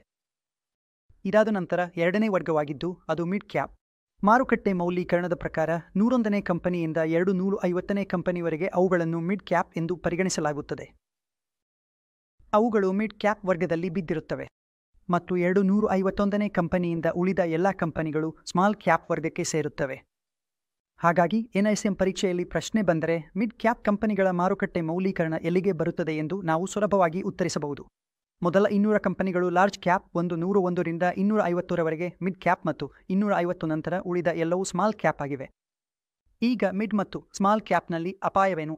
ನೋಡಿ, ಮಿಡ್ ಮತ್ತು ಸ್ಮಾಲ್ ಕ್ಯಾಪ್ ಕಂಪನಿಗಳು ಯಾವುವು ಎಂದರೆ, ಮೊದಲು ಲಾರ್ಜ್ ಕ್ಯಾಪ್ ಬಗ್ಗೆ ಮಾತನಾಡೋಣ. ದೊಡ್ಡ ಬಂಡವಾಳ ಹೂಡಿಕೆ ಕಂಪನಿಗಳು ಎಂದರೆ ಬಹಳ ದೊಡ್ಡ ಕಂಪನಿಗಳಾಗಿ ಮಾರ್ಪಟ್ಟಿವೆ. ಅವು ಆರ್ಥಿಕವಾಗಿ ಮತ್ತು ಮೂಲಭೂತವಾಗಿ ಬಲವಾದ ಕಂಪನಿಗಳು. ಅವುಗಳ ಅಸ್ತಿತ್ವ ಸುಮಾರು 20-25 ವರ್ಷಗಳಿಂದ ಇದೆ. ಈಗ ಅವುಗಳ ಷೇರು ಬೆಲೆಗಳು ತುಂಬಾ ಉತ್ತಮವಾದ ವಾಪಸಿ ನೀಡಿವೆ. ಈಗ ಅವು ಆ ಬೆಳವಣಿಗೆಯನ್ನು ನಿರಂತರವಾಗಿ ಉಳಿಸಿಕೊಳ್ಳಬೇಕು. ನೀವು ಅವುಗಳ ಷೇರು ಬೆಲೆಯ ಚಾರ್ಟ್ ನೋಡಿದರೆ ಅದು ತುಂಬಾ ವೇಗವಾಗಿ ಮೇಲಕ್ಕೆ ಹೋಗುತ್ತಿರುವುದನ್ನು ಕಾಣಬಹುದು. ಆದರೆ ಈಗ ಅವುಗಳ ಬೆಳವಣಿಗೆ ಒಂದು ಟ್ರಿಕ್ನಿಂದ ಸಾಮಾನ್ಯ ವೇಗದಲ್ಲಿ ನಡೆಯುತ್ತದೆ, ಏಕೆಂದರೆ ಅವು ಈಗ ಲಾರ್ಜ್ ಕ್ಯಾಪ್ ಆಗಿವೆ. ಮಿಡ್ ಕ್ಯಾಪ್ ಕಂಪನಿಗಳು ಅಂದರೆ ಮುಂದಿನ ಲಾರ್ಜ್ ಕ್ಯಾಪ್ ಆಗಲು ಸಿದ್ಧವಾಗಿರುವ ಕಂಪನಿಗಳು. ಅವುಗಳ ಉತ್ಪನ್ನ ಈಗಾಗಲೇ ಮಾರುಕಟ್ಟೆಗೆ ಬಂದಿದೆ. ಉತ್ಪನ್ನವು ಚೆನ್ನಾಗಿ ನಡೆಯುತ್ತಿದೆ. ಅವರು ಬಂಡವಾಳವನ್ನು ಆಕರ್ಷಿಸುತ್ತಿದ್ದಾರೆ. ಅವರ ರಿಟರ್ನ್ಗಳನ್ನು ಕೇಳಿ ಹೂಡಿಕೆದಾರರು ಬರುತ್ತಿದ್ದಾರೆ. ಕಂಪನಿಗೆ ಲಾಭಗಳು ಬರಲು ಪ್ರಾರಂಭವಾಗಿವೆ ಮತ್ತು ಭವಿಷ್ಯದಲ್ಲಿ ಅವರ ಆದಾಯಗಳು ಇನ್ನಷ್ಟು ಹೆಚ್ಚಾಗುತ್ತವೆ. 5-10 ವರ್ಷಗಳ ನಂತರ ಆ ಕಂಪನಿ ಲಾರ್ಜ್ ಕ್ಯಾಪ್ ಆಗುತ್ತದೆ ಮತ್ತು ಸ್ಮಾಲ್ ಕ್ಯಾಪ್ ಎಂದರೆ ಅದಕ್ಕಿಂತ ಚಿಕ್ಕ ಕಂಪನಿಗಳು. ಅವರು ಈಗ ಉತ್ತಮವಾಗಿ ಸ್ಥಾಪಿತವಾದ ಕಂಪನಿಗಳು. ಅವರ ಬಳಿ ಐಡಿಯಾ ಇದೆ. ಅವರ ಉತ್ಪನ್ನ ಮಾರುಕಟ್ಟೆಗೆ ಬಂದಿದೆ, ಆದರೆ ಅವರ ಷೇರು ಬಹಳ ಅಸ್ಥಿರವಾಗಿರುತ್ತದೆ, ಏಕೆಂದರೆ ಈ ಸಮಯದಲ್ಲಿ ವಿಫಲವಾಗುವ ಸಾಧ್ಯತೆಗಳು ತುಂಬಾ ಹೆಚ್ಚಿವೆ. ಅದಕ್ಕಾಗಿ ಸ್ಮಾಲ್ ಕ್ಯಾಪ್ ಷೇರುಗಳು ನಿಮಗೆ ಬಹುಪಟ್ಟು ಲಾಭವನ್ನು ನೀಡಬಹುದು ಮತ್ತು ಅದೇ ಸ್ಮಾಲ್ ಕ್ಯಾಪ್ ಷೇರುಗಳು ನಿಮ್ಮ ಬಂಡವಾಳವನ್ನು ಸಂಪೂರ್ಣವಾಗಿ ಶೂನ್ಯವಾಗಿಸಬಹುದು ಕೂಡ. ಹಾಗಾಗಿ ಈ ರೀತಿಯಲ್ಲಿ ಇದು ಡಿರಿಸ್ಕ್ ಆಗಿದೆ ಮತ್ತು ಸ್ಮಾಲ್ ಕ್ಯಾಪ್, ಮಿಡ್ ಕ್ಯಾಪ್ ಷೇರುಗಳು ಕೂಡ ವೋಲಾಟೈಲ್ ಆಗಿರುತ್ತವೆ. ಆದರೆ ಸ್ಮಾಲ್ ಕ್ಯಾಪ್ ಷೇರುಗಳಷ್ಟು ಅಲ್ಲ. ಲಾರ್ಜ್ ಕ್ಯಾಪ್ ಷೇರುಗಳು ಹೆಚ್ಚಿನ ಲಿಕ್ವಿಡಿಟಿಯ ಕಾರಣದಿಂದ ಕಡಿಮೆ ವೋಲಾಟೈಲ್ ಆಗಿರುತ್ತವೆ. ಒಂದು ಲಾರ್ಜ್ ಕ್ಯಾಪ್ ಶೇರನ್ನು ಕದಲಿಸುವುದು ತುಂಬಾ ಕಷ್ಟ, ಏಕೆಂದರೆ ಲಾರ್ಜ್ ಕ್ಯಾಪ್ ಎಂದರೆ ದೊಡ್ಡ ಕಂಪನಿಗಳು, ಅವುಗಳ ಷೇರುಗಳ ಸಂಖ್ಯೆಯು ಬಹಳ ಹೆಚ್ಚಿರುತ್ತದೆ. ಅಷ್ಟೇ ಹೆಚ್ಚು ಷೇರುಗಳು ಮಾರುಕಟ್ಟೆಯಲ್ಲಿ ವ್ಯಾಪಾರವಾಗುತ್ತವೆ ಮತ್ತು ಖರೀದಿದಾರರು ಹಾಗೂ ಮಾರಾಟಗಾರರು ತುಂಬಾ ಸಕ್ರಿಯರಾಗಿರುತ್ತಾರೆ. ಲಿಕ್ವಿಡಿಟಿ ತುಂಬಾ ಇರುತ್ತದೆ, ಆದರೆ ಇನ್ನೂ ಹೊರಗಿನ ಕಾರಣಗಳು ಅಥವಾ ದೊಡ್ಡ ಕಾರಣಗಳ ಪರಿಣಾಮದಿಂದ ಇಲ್ಲಿ ವೋಲಾಟಿಲಿಟಿ ಇರುತ್ತದೆ. ಆದರೆ ಹೋಲಿಕೆ ಮಾಡಿದರೆ ಲಾರ್ಜ್ ಕ್ಯಾಪ್ ಷೇರುಗಳು ಸುಲಭವಾಗಿ ಬೆಳೆಯುತ್ತವೆ.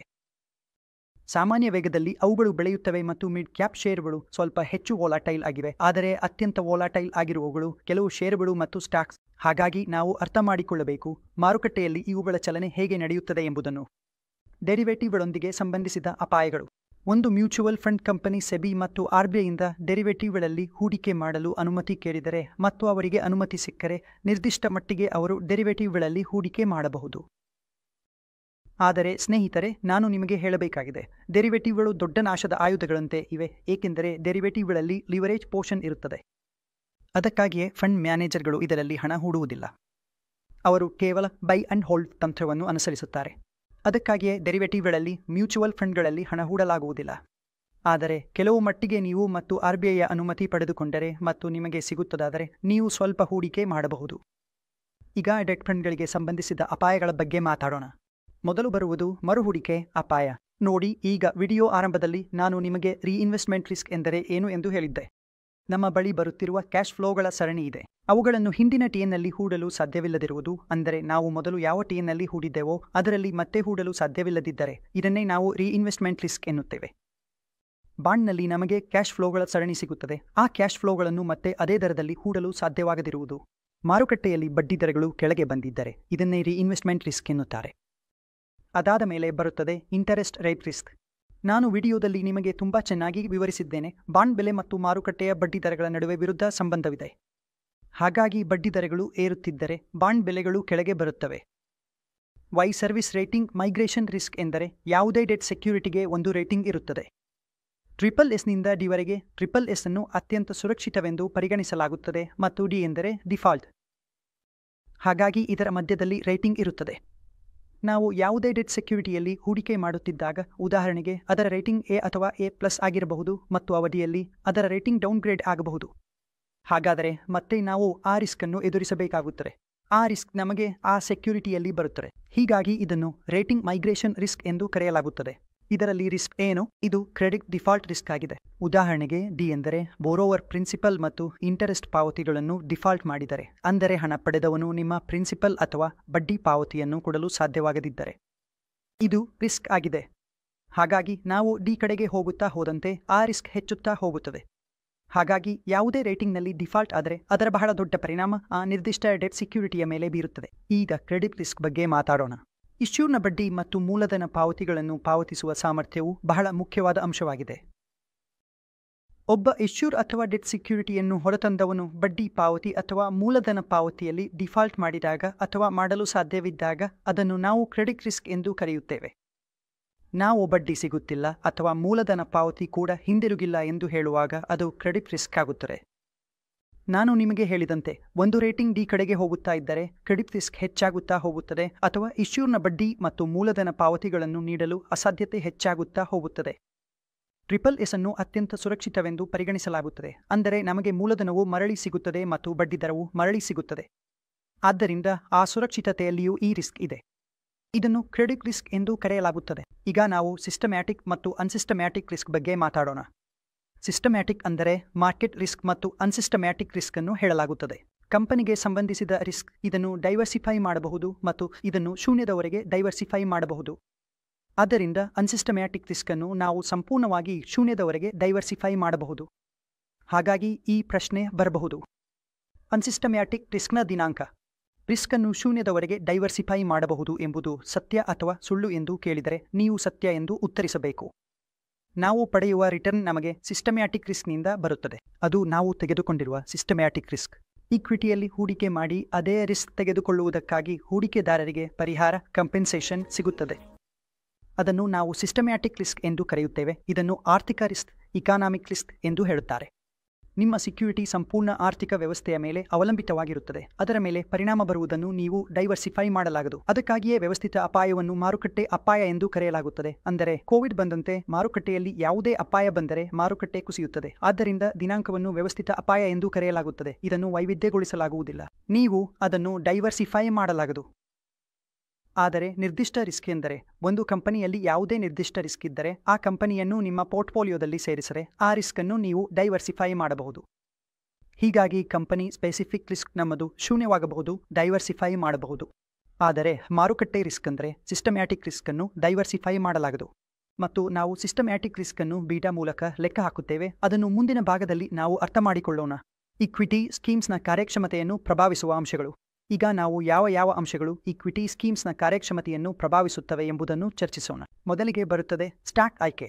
ಫಂಡ್ ಮ್ಯಾನೇಜರ್ ನಿಮ್ಮ ಪೋರ್ಟ್ಫೋಲಿಯೋಗೆ ಯಾವ ಸ್ಟಾಕ್ಗಳನ್ನು ಆಯ್ಕೆ ಮಾಡುತ್ತಿದ್ದಾರೆ ಮತ್ತು ಅವುಗಳ ಗುಣಮಟ್ಟ ಹೇಗಿದೆ ನೋಡಿ. ನಾನು ಹೇಳಬೇಕಾದರೆ ಎಲ್ಲ ಫಂಡ್ ಮ್ಯಾನೇಜರ್ಗಳು CFA ಚಾರ್ಟರ್ ಹೋಲ್ಡರ್ಗಳೇ. CFA ಇನ್ಸ್ಟಿಟ್ಯೂಟ್ USAಯಿಂದ ಚಾರ್ಟರ್ಡ್ ಫೈನಾನ್ಷಿಯಲ್ ಅನಾಲಿಸ್ಟ್ಗಳು. ಅವರು ಅತ್ಯಂತ ನಿಪುಣರು ಮತ್ತು ಅರ್ಹ ವ್ಯಕ್ತಿಗಳು. ಒಂದು ಸ್ಟಾಕ್ ಆಯ್ಕೆ ಮಾಡಲು ಅವರು ತುಂಬಾ ಆಳವಾದ ಸಂಶೋಧನೆ ಮಾಡುತ್ತಾರೆ. ಅವರು ಕಂಪನಿಯ ಕಾರ್ಯಾಚರಣಾ ಪ್ರದೇಶಕ್ಕೆ ಹೋಗುತ್ತಾರೆ, ಕಂಪನಿಯ ಟಾಪ್ ಮ್ಯಾನೇಜ್ಮೆಂಟ್ನನ್ನು ಭೇಟಿಯಾಗುತ್ತಾರೆ, ಕಂಪನಿಯ ಎಲ್ಲ ಬ್ಯಾಲೆನ್ಸ್ ಶೀಟ್ ಮತ್ತು ಹಣಕಾಸು ಹೇಳಿಕೆಗಳನ್ನು ನೋಡುತ್ತಾರೆ. ಅದರ ನಂತರ ಅವರು ಹೂಡಿಕೆಗಳ ವಿಶ್ವದಿಂದ, ಸ್ಟಾಕ್ಗಳ ವಿಶ್ವದಿಂದ ಒಂದು ಸ್ಟಾಕ್ ಆಯ್ಕೆ ಮಾಡುತ್ತಾರೆ. ಅದರ ನಂತರ ನಿಮಗಾಗಿ ಅಥವಾ ಆ ನಿರ್ದಿಷ್ಟ ಯೋಜನೆಗಾಗಿ ಒಂದು ಪೋರ್ಟ್ಫೋಲಿಯೋವನ್ನು ತಯಾರಿಸಲಾಗುತ್ತದೆ. ಅದರಲ್ಲಿ ನಿಮ್ಮ ಹಣ ಹೂಡಲಾಗುತ್ತದೆ.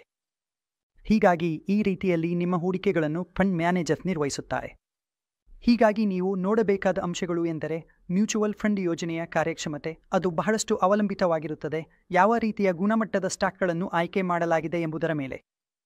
ಹಾಗೂ ಫಂಡ್ ಮ್ಯಾನೇಜರ್ ಮಾಡುವ ವಿಶ್ಲೇಷಣೆ 2 ರೀತಿಯ ವಿಶ್ಲೇಷಣೆಗಳಾಗಿವೆ. ಒಂದು ಫಂಡಮೆಂಟಲ್ ಅನಾಲಿಸಿಸ್ ಮತ್ತು ಇನ್ನೊಂದು ಟೆಕ್ನಿಕಲ್ ಅನಾಲಿಸಿಸ್. ನಾವು ನೋಡೋಣ ಎರಡೂ ಯಾವುವು ಎಂದು ಅರ್ಥ ಮಾಡಿಕೊಳ್ಳೋಣ. ನಾವು ಒಂದು ಕಂಪನಿಯ ಹಣಕಾಸು ವಿವರಗಳನ್ನು ವಿಶ್ಲೇಷಿಸುವಾಗ ಅದನ್ನು ಫಂಡಮೆಂಟಲ್ ಅನಾಲಿಸಿಸ್ ಎಂದು ಕರೆಯಲಾಗುತ್ತದೆ. ಅಂದರೆ ಕಂಪನಿಯ ಮೂಲಭೂತ ಅಂಶಗಳು ಹೇಗಿವೆ ಎಂಬುದನ್ನು ನೋಡಲಾಗುತ್ತದೆ. ಕಂಪನಿ ಕ್ಯಾಶ್ ರಿಚ್ ಆಗಿದೆ. ಕಂಪನಿಯು ಮೂಲಭೂತವಾಗಿ ಬಹಳ ಬಲಿಷ್ಠವಾಗಿದೆ. ಕಂಪನಿಗೆ ಇರುವ ಪ್ರಮುಖ ಯೋಜನೆಗಳು ಸಾಕಷ್ಟು ಇವೆ ಮತ್ತು ಈ ಯೋಜನೆಗಳಲ್ಲಿ ಕಂಪನಿಯ ಭಾಗವಹಿಸುವಿಕೆ ನಡೆಯುತ್ತಿದೆ. ಅದು ಅವರ ಮುಂದಿನ ಬೆಳವಣಿಗೆಯೂ ಹೌದು. ಭವಿಷ್ಯದಲ್ಲಿ ಬೆಳವಣಿಗೆ ಅಥವಾ ಗಳಿಕೆಗಳು ಬಹಳ ಸ್ಥಿರವಾಗಿವೆ ಮತ್ತು ಮುಂದುವರಿಯುತ್ತವೆ. ಹೀಗಾಗಿ ಈ ಕಂಪನಿಗಳಲ್ಲಿ ಎಲ್ಲ ಫಂಡಮೆಂಟಲ್ ಸಂಶೋಧನೆಗಳು, ಅಂದರೆ ಇಲ್ಲಿ ಫಂಡಮೆಂಟಲ್ಸ್ ಒಳಗೊಂಡಿವೆ. ಕಂಪನಿಯ ಬ್ಯಾಲೆನ್ಸ್ ಶೀಟ್ ಓದಿ ನೀವು ಕಂಪನಿ ಎಷ್ಟು ಬಲವಾಗಿದೆ ಎಂದು ಹೇಳಬಹುದು. ಇದು ಎಲ್ಲವೂ ಫಂಡಮೆಂಟಲ್ನ ಭಾಗವಾಗಿದೆ. ಈಗ ಟೆಕ್ನಿಕಲ್ ಅನಾಲಿಸಿಸ್ ಬರುತ್ತದೆ. ಟೆಕ್ನಿಕಲ್ ಅನಾಲಿಸಿಸ್ನಲ್ಲಿ ನಾವು ಚಾರ್ಟ್ಗಳ ಪ್ರೈಸ್ ಮತ್ತು ವಾಲ್ಯೂಮ್ ಅನ್ನು ವಿಶ್ಲೇಷಿಸಿ ಪ್ರೈಸ್ನ ಚಲನವಲನವನ್ನು ನೋಡಲು ಪ್ರಯತ್ನಿಸುತ್ತೇವೆ. ಆ ಚಲನವಲನದ ಮೇಲೆ ಯಾವ ಪರಿಣಾಮ ಬರುತ್ತಿದೆ ಮತ್ತು ಮುಂದುವರಿದಂತೆ ಏನು ಸಂಭವಿಸಬಹುದು ಎಂಬುದನ್ನು ಅರ್ಥ ಮಾಡಿಕೊಳ್ಳಲು ಪ್ರಯತ್ನಿಸುತ್ತೇವೆ. ನಾವು ಶಾರ್ಟ್ ಟರ್ಮ್ ಇನ್ವೆಸ್ಟ್ಮೆಂಟ್ ಬಗ್ಗೆ ಮಾತನಾಡುವಾಗ ಕೆಲವೊಮ್ಮೆ ಟೆಕ್ನಿಕಲ್ ಅನಾಲಿಸಿಸ್ ಕಡಿಮೆ ಮಾಡಬಹುದು. ಆದರೆ ಲಾಂಗ್ ಟರ್ಮ್ ಇನ್ವೆಸ್ಟ್ಮೆಂಟ್ ಎಂದರೆ ಅದು ಯಾವಾಗಲೂ ಫಂಡಮೆಂಟಲ್ಸ್ ಮೇಲೆ ನಿಂತಿರುತ್ತದೆ. ಕಂಪನಿಯ ಫಂಡಮೆಂಟಲ್ಸ್ ಚೆನ್ನಾಗಿದ್ದರೆ, ಗ್ರೋತ್ ಉತ್ತಮವಾಗಿದ್ದರೆ, ಅರ್ನಿಂಗ್ಸ್ ಒಳ್ಳೆಯದಾಗಿದ್ದರೆ ನಿಮಗೆ ಉತ್ತಮ ರಿಟರ್ನ್ ಸಿಗುತ್ತದೆ. ಲಾಂಗ್ ಟರ್ಮ್ನಲ್ಲಿ ಟೆಕ್ನಿಕಲ್ ಅನಾಲಿಸಿಸ್ ಶಾರ್ಟ್ ಟರ್ಮ್ ಇನ್ವೆಸ್ಟರ್ಸ್ಗಾಗಿ, ಟ್ರೇಡರ್ಸ್ಗಾಗಿ ಇರುತ್ತದೆ. ಅವರು ಹೆಚ್ಚಿನ ಸಮಯ ಟೆಕ್ನಿಕಲ್ ಅಂಶಗಳನ್ನೇ ನೋಡುತ್ತಾರೆ, ಚಾರ್ಟ್ಗಳಲ್ಲಿ ನೋಡುತ್ತಾರೆ, ಚಾರ್ಟ್ಗಳನ್ನು ವಿಶ್ಲೇಷಿಸಲು ಪ್ರಯತ್ನಿಸುತ್ತಾರೆ. ಪ್ರೈಸ್ ಮತ್ತು ವಾಲ್ಯೂಮ್ನು ನೋಡುತ್ತಾರೆ. ಉದಾಹರಣೆಗೆ, ಹೆಚ್ಚಿನ ವಾಲ್ಯೂಮಿಂದ ಒಂದು ಸೆಕ್ಯೂರಿಟಿಯಲ್ಲಿ ಸೇಲಿಂಗ್ ಆಗಿದ್ದರೆ ಅದು ಶಾರ್ಟ್ ಟರ್ಮ್ನಲ್ಲಿ ಆ ಸೆಕ್ಯೂರಿಟಿ ಇನ್ನೂ ಕುಸಿಯಬಹುದು ಅಥವಾ ಇಳಿಯಬಹುದು ಎಂದು ಪರಿಗಣಿಸಲಾಗುತ್ತದೆ. ಹೀಗಾಗಿ ಟೆಕ್ನಿಕಲ್ ಅನಾಲಿಸಿಸ್ನಲ್ಲಿ ಬಹಳಷ್ಟು ವಿಷಯಗಳು ಇರುತ್ತವೆ. ಆದರೆ ನೇಸಂ ಪ್ರಕಾರ ನಾನು ನಿಮಗೆ ಹೇಳಿದ ಈ 3-4 ಸಾಲುಗಳನ್ನು ಮಾತ್ರ ನಾವು ಅರ್ಥ ಮಾಡಿಕೊಳ್ಳಬೇಕು. ಇದಕ್ಕಿಂತ ಆಳವಾಗಿ ಹೋಗಬೇಕಾಗಿಲ್ಲ. ಪ್ರಶ್ನೆಯು ಬಹಳ ಸರಳವಾಗಿಯೇ ಬರುತ್ತದೆ ಮತ್ತು ನಮ್ಮ ವಿಡಿಯೋ ಮಾಡುವ ಉದ್ದೇಶವು ನಿಮಗೆ ನೇಸಂ ಸ್ಪಷ್ಟವಾಗಿ ಅರ್ಥವಾಗಬೇಕೆಂಬುದೇ. ಹೀಗಾಗಿ ಈ ವ್ಯಾಖ್ಯಾನ ನಿಮಗೆ ಗೊತ್ತಿರಬೇಕು ಮತ್ತು ಇಷ್ಟು ಸಾಕು ಮಾರ್ಕೆಟ್ ನೇಸಂ ಪರೀಕ್ಷೆಯನ್ನು ಕ್ಲಿಯರ್ ಮಾಡಲು. ಈಗ ನಾವು ಫಂಡಮೆಂಟಲ್ಸ್ ನೋಡೋಣ. ಯಾವುದೇ ಕಂಪನಿಯನ್ನು ನಿರ್ಣಯಿಸಲು ನಾವು ಯಾವ ವಿಷಯಗಳನ್ನು ನೋಡುತ್ತೇವೆ? ನಾವು ಆ ಕಂಪನಿಯ ಆ್ಯಪ್ಸ್ ಅನ್ನು ನೋಡಬಹುದು, ನಾವು ಬೆಲೆಗಳಿಕೆಯ ಅನುಪಾತವನ್ನು ನೋಡಬಹುದು, ನಾವು ಲಾಭಾಂಶ ಇಳುವರಿಯನ್ನು ನೋಡಬಹುದು, ನಾವು ಬೆಲೆಗಳಿಕೆಯ ಬೆಳವಣಿಗೆಯ ಅನುಪಾತವನ್ನು ನೋಡಬಹುದು, ನಾವು ಪ್ರತಿ ಷೇರಿಗೆ ಪುಸ್ತಕ ಮೌಲ್ಯವನ್ನು ನೋಡಬಹುದು. ಹೀಗಾಗಿ ಈ 3-4 ವಿಷಯಗಳನ್ನು ನೋಡಿ ನಾವು ಒಂದು ಕಂಪನಿಯ ಫಂಡಮೆಂಟಲ್ಸ್ ಅನ್ನು ನಿರ್ಣಯಿಸಬಹುದು. ಬನ್ನಿ ಒಂದೊಂದಾಗಿ ನೋಡೋಣ. ಇವುಗಳೆಲ್ಲ ಅಂದರೆ ಏನು? ಈ ವಿಷಯಗಳ ಮೇಲೆ ಪ್ರಶ್ನೆಗಳು ಖಂಡಿತವಾಗಿಯೂ ಬರುತ್ತವೆ ಮತ್ತು ಈ ಅಧ್ಯಾಯವು ತುಂಬಾ ಮುಖ್ಯವಾಗಿದೆ.